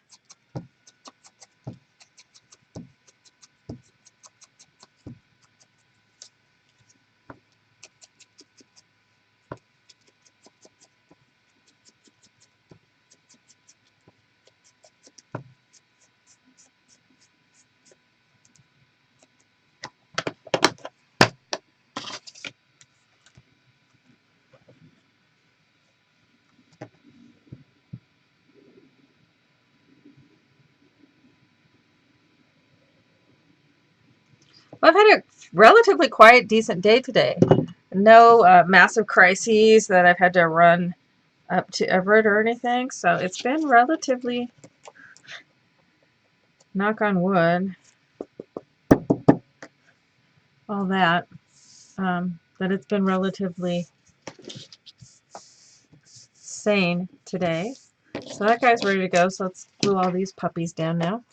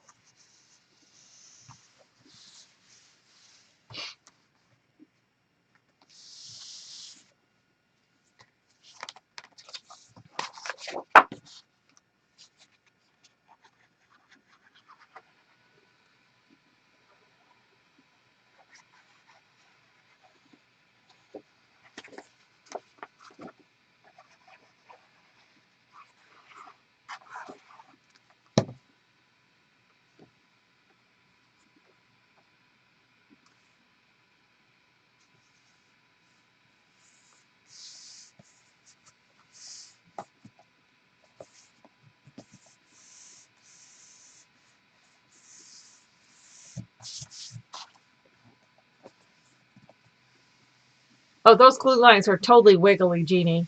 Those are completely and totally wiggly. All right, so I want to attach this down so that it's like a pocket, and I can either do flaps on the outside or I could potentially just glue it. So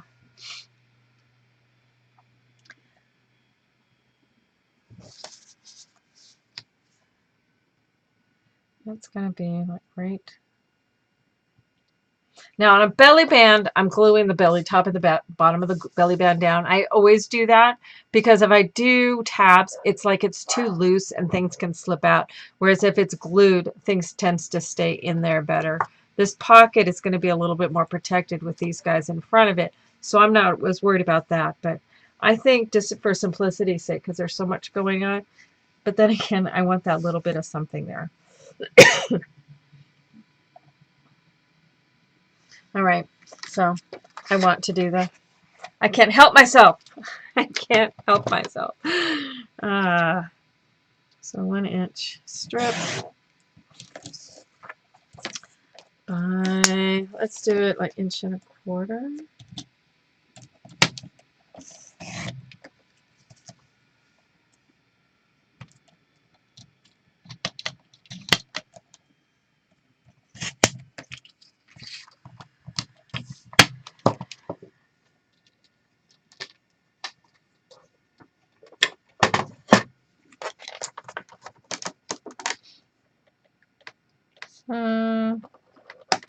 Score in half, and in half.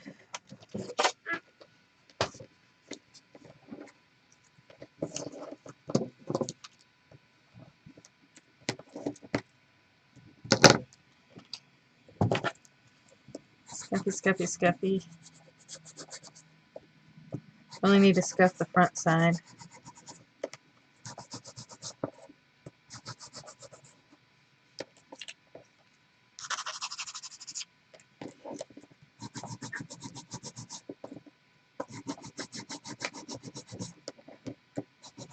Probably should have rounded my corners first because I'm going to rescuff it after I do that.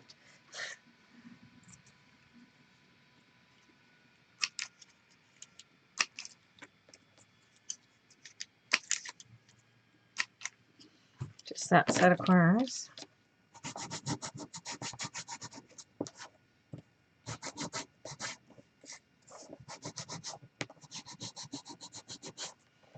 Okay.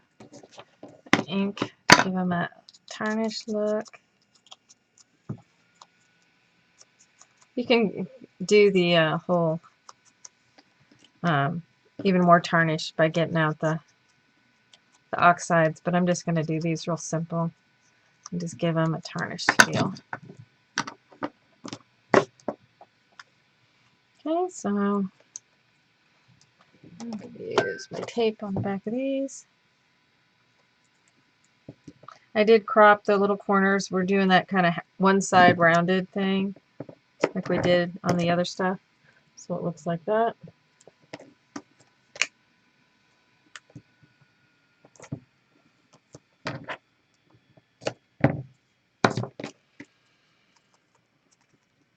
And this is to close the pocket. This is not to put the belly band down. This is just to close the pocket up.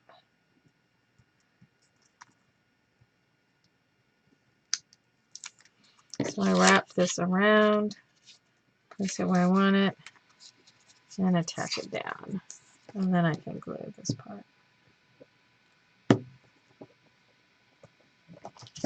So the tab is sandwiched in between. That's on the top.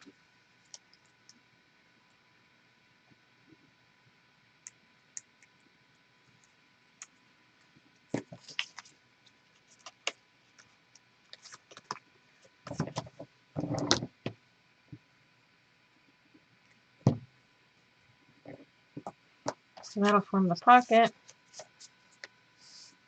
And then this distance, I want this distance to be about the same. So it looks like it'll go perfectly right on the edge of those diamonds. And then I'll glue it at the top and the bottom. Just do some glue at the top and the bottom.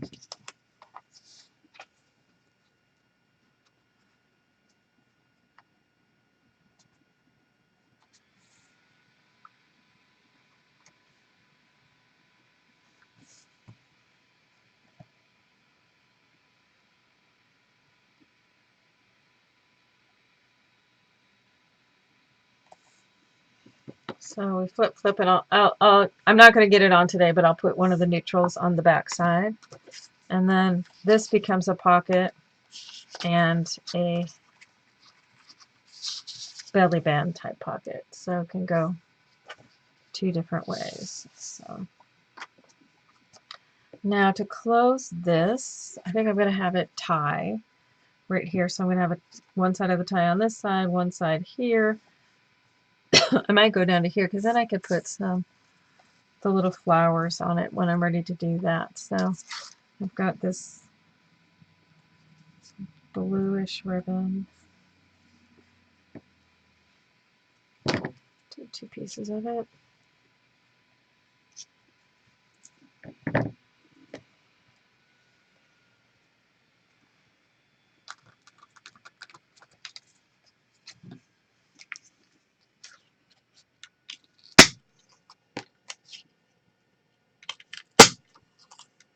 And just do some 3/4 inch little disc guys. Kind of like those other ones we did. It's going to be, except I'm not punching the hole in them. They're just going to look like little metal discs. Scuff them up.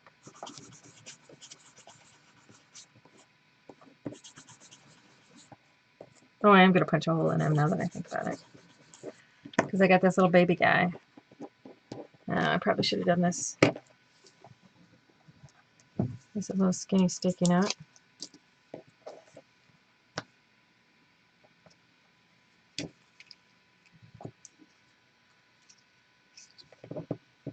Actually, so if I want this at 1/8 of an inch in, I'm going to stick this on there. About 1/8 of an inch in, so then I punch and then mark the center.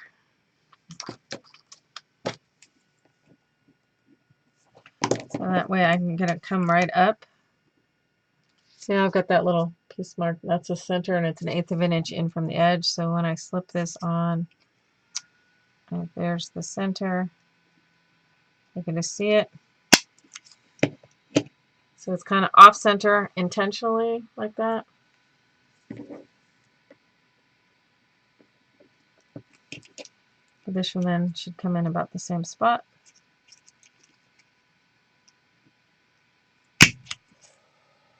Could maybe have gone a little bit smaller in the hole, but I'm kind of doing something kind of like on that front one. So I'm going to take and slip this down through the hole. And it's going to glue to that back side, the wider section.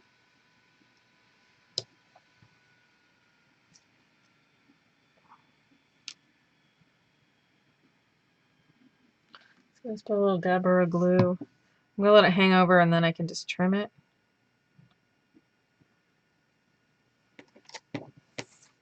Oh, I didn't ink it first. Kind of nuts. See if I can do this without totally trashing my ribbon.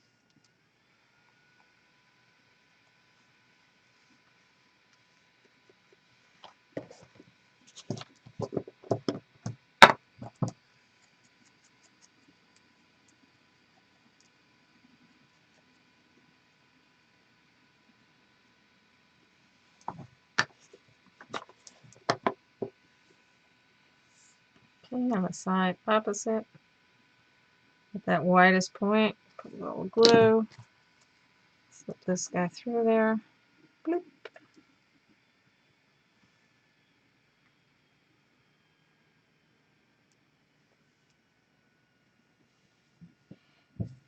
Let that dry for a second. And I can trim this excess off.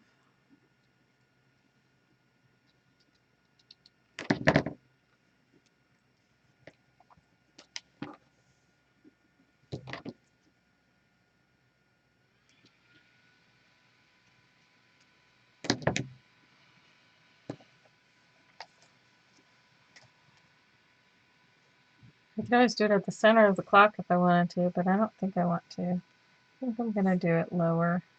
I like right about in there, so I can just glue this whole back of this little top thing. Making sure the ribbon's getting some glue on it too. And let's just pop it right there.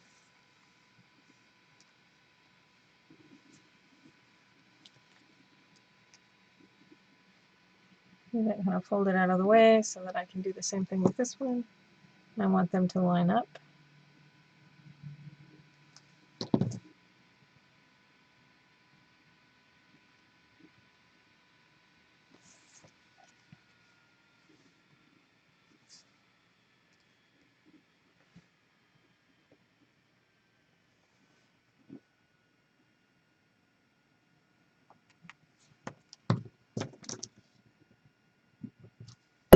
So this is where I have my most fun, is these little detaily things. It's like creating these little detail closures. So, and then we'll tie those ribbons. We're going to let it dry for a second. But see, you can see those two. And those large bore holes are reminiscent of the large bore holes up here at the front. So I'm going to just super gently tie this.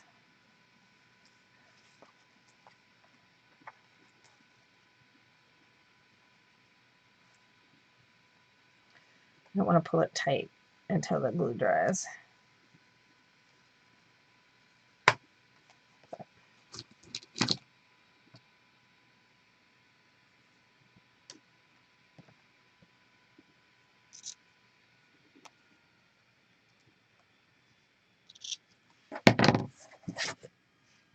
I just think, I love, I see all these people who do the magnets and stuff and have them closing that way, and those are fun and great, and I love them. But I like having some trying to come up with some creative ways of closing papers that don't require the magnets, just because, as I've said before, I have no problems with magnets. Feel free to use magnets. I just don't include magnets in my kits, nor do I have them around my house, because I have 5 little tiny critters that a magnet would do serious damage or could be, fatal. And I don't put them in my kits because people have children, and I can't run the risk that somebody's child or grandchild could get into a kit and swallow the magnets, because they're tiny and they could potentially, in a child's eyes, look like candy. And so I just don't ever want to run that risk. So that's why I don't use magnets. They're awesome. I've used them in the past. We just had some a few years back, had those incidents where some children were severely injured by the magnets.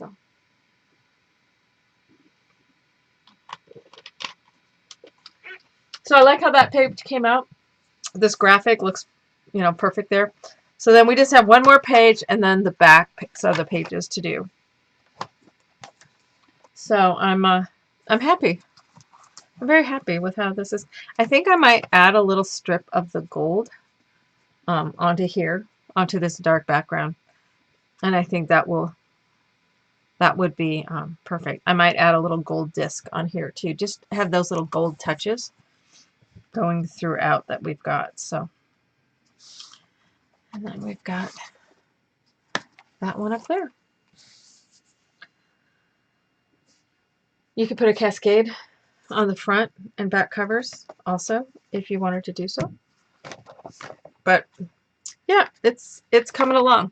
I'm pleased with it, and then I'm going to be putting some accent papers in here. I don't want to leave those the plain, but I'm oddly happier with this binding than I thought I was going to be. I'm very kind of tickled by how well it's working and how flat this lies with that.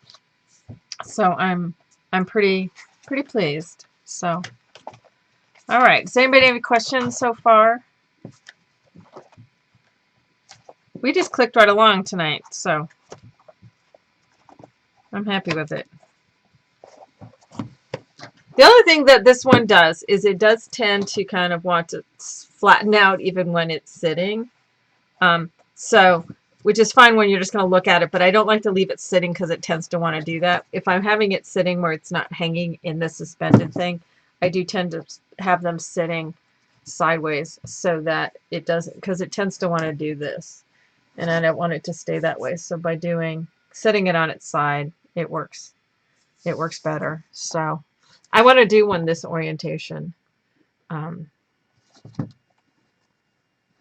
wonder if we could, I'd have to look at the fairy one, even though the cover's oriented this way.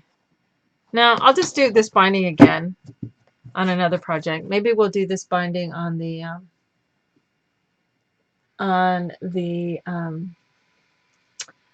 conservatory again and see how I like it going sideways. So, alrighty. Time flies when you're getting some stuff done. We got a lot done tonight. I'm very pleased. Brings me joy. So does joy.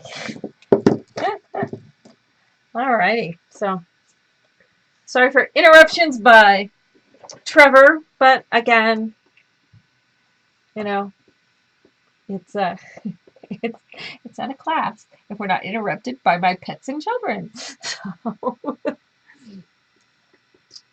Alrighty. Does anybody have any other questions? Now, remember the Victorian Conservatory is up in the shop. Those guaranteed will ship before the class starts unless Graphic 45 hangs me up. I'm planning to try to do the order to Graphic 45 on Monday or Tuesday, and I usually have it within a week. So as long as that stays on schedule, you should have those kits before we start, because we have like 2 weeks. It's going to be tight, but if it doesn't ship just before, it will ship while we're working on the project in class and before we're done with the conservatory. Let's put it this way. I'm doing my best to get it to you before we start, because it's kind of a last minute throw this in kind of thing. So I'm going to do absolutely everything in my power to have it to you before, and if not before, it'll be before the project is done here on our live shows. So the parts that I can control, I will. The parts I can't, I'll do my best. So, but also, if you're receiving one of these and you have any other outstanding kits, I will also make sure at least one of those outstanding kits goes in with this order, and I am cranking on getting some other stuff out of here as well. I'm not giving a time or a deadline as to when everything should be done, but I'm making some progress finally, and it feels amazing. So, I mean, I wouldn't be putting the schedule out the way I am if I wasn't confident that these projects are all going to come about the way I am planning. So, many of you are waiting for kits, and I understand that, and you're probably thinking in your head, why is she putting up new ones when and she wants me to buy one when she already owes me one? I understand that. So, but all those outstanding kits are packing and really getting close for many of you. Some of you are starting to receive them, but many of you will be receiving them very, very soon. So, Laura's dog is texting. Now he's just barking because Dad took the big dog out for a walk and he got left behind. Alrighty, guys. So as I said, the vintage conservatory is up. I'm also going to be trying to get pre-orders up for the bed, but I want to try to get something. I'll probably try to get that one up by Tuesday, because I want to try to at least have you have an idea of what the bed's going to look like. And then that way, it's not like the Princess and Pete. Second.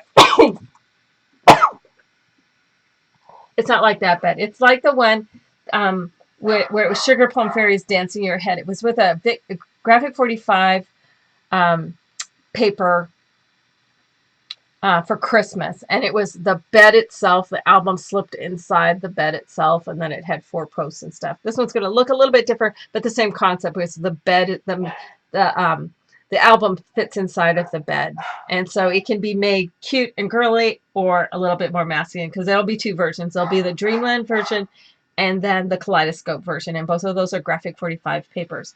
So for those of you who don't want to be printing papers, we've got some kits coming up that are done with printed papers. Now, the conservatory is going to have a bit of a hybrid. The album is all done with the Graphic 45 papers. and the outside is done with coordinating papers of my papers that go with it. So, alrighty.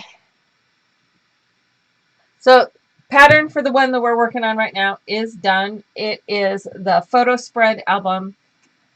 It's a video tutorial, and you can access the construction of the pages and the binding videos. And I'm actually putting all the videos from the embellishment to up in that, so you don't have to go find those in the archives.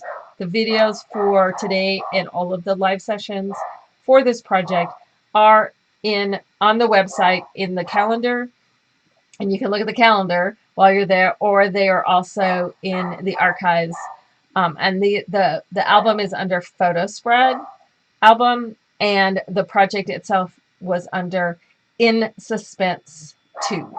I think a lot of people who were not finding it were looking under Suspense, so it's in Suspense for that one. So, alrighty, that's what we got going. Oh yes, also go to the Crafters Workshop blog. Yesterday's blog post, I did a necklace, and I meant to have it up here so I could show you. I did do a necklace that was split. Oh, wait a minute. Is it up here? Oh, wait, it is. It's in this bag. I did bring it up. Okay. I did a necklace. And I meant to show this early. So it's double-sided, and I did it with one side is a kind of a reddish purple background, and the flip side is kind of a bluish gray background, and then this one has aqua-ish green, and this one's kind of more raw umber kind of colors on the back. And so it's got this large that's on one side. It's asymmetric. So one side's got a large, other side's got a little one, and then down on this tassel it's got two smaller ones. It all started from this bead that I had in my stash, this art bead. But then it goes on. It's going to look horrible with this top. But so it centers down. So this bead and this piece is balanced visually by this larger piece. And I can mix and match, or you can just flip it. So there's the red side. You can flip it over for the gray side. So the same necklace can just look different. And they actually stay flipped. Even the ones down here below stay pretty flipped the way you want them. So, but there is a tutorial over on the Crafters Workshop blog.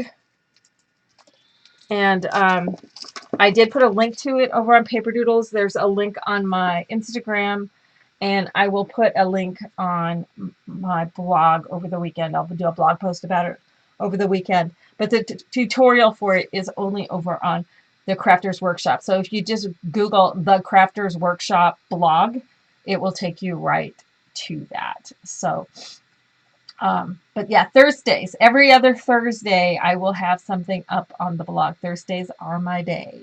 So, but it's going to be fun. It's going to be fun doing all the stenciling stuff and everything. So, alrighty. So I'm going to let you guys all go. Thank you, as always, to Joy and to Lois, who's already left, for helping me out. And all the others of you, like Christine, who's always being very helpful in some of the technical stuff. So I want you to know I appreciate that, Christine. So, but I love having all of you joining me here in my studio, helping me while we work along. Today was a good day. So everybody have an amazing weekend, and we will see you then on Tuesday when we finish up this album. So make sure you take a look at the schedule and see what we have coming up, and we'll be back Tuesday, and then next Friday we'll be starting a new project. So peace out. Love you guys all so much. Bye for now.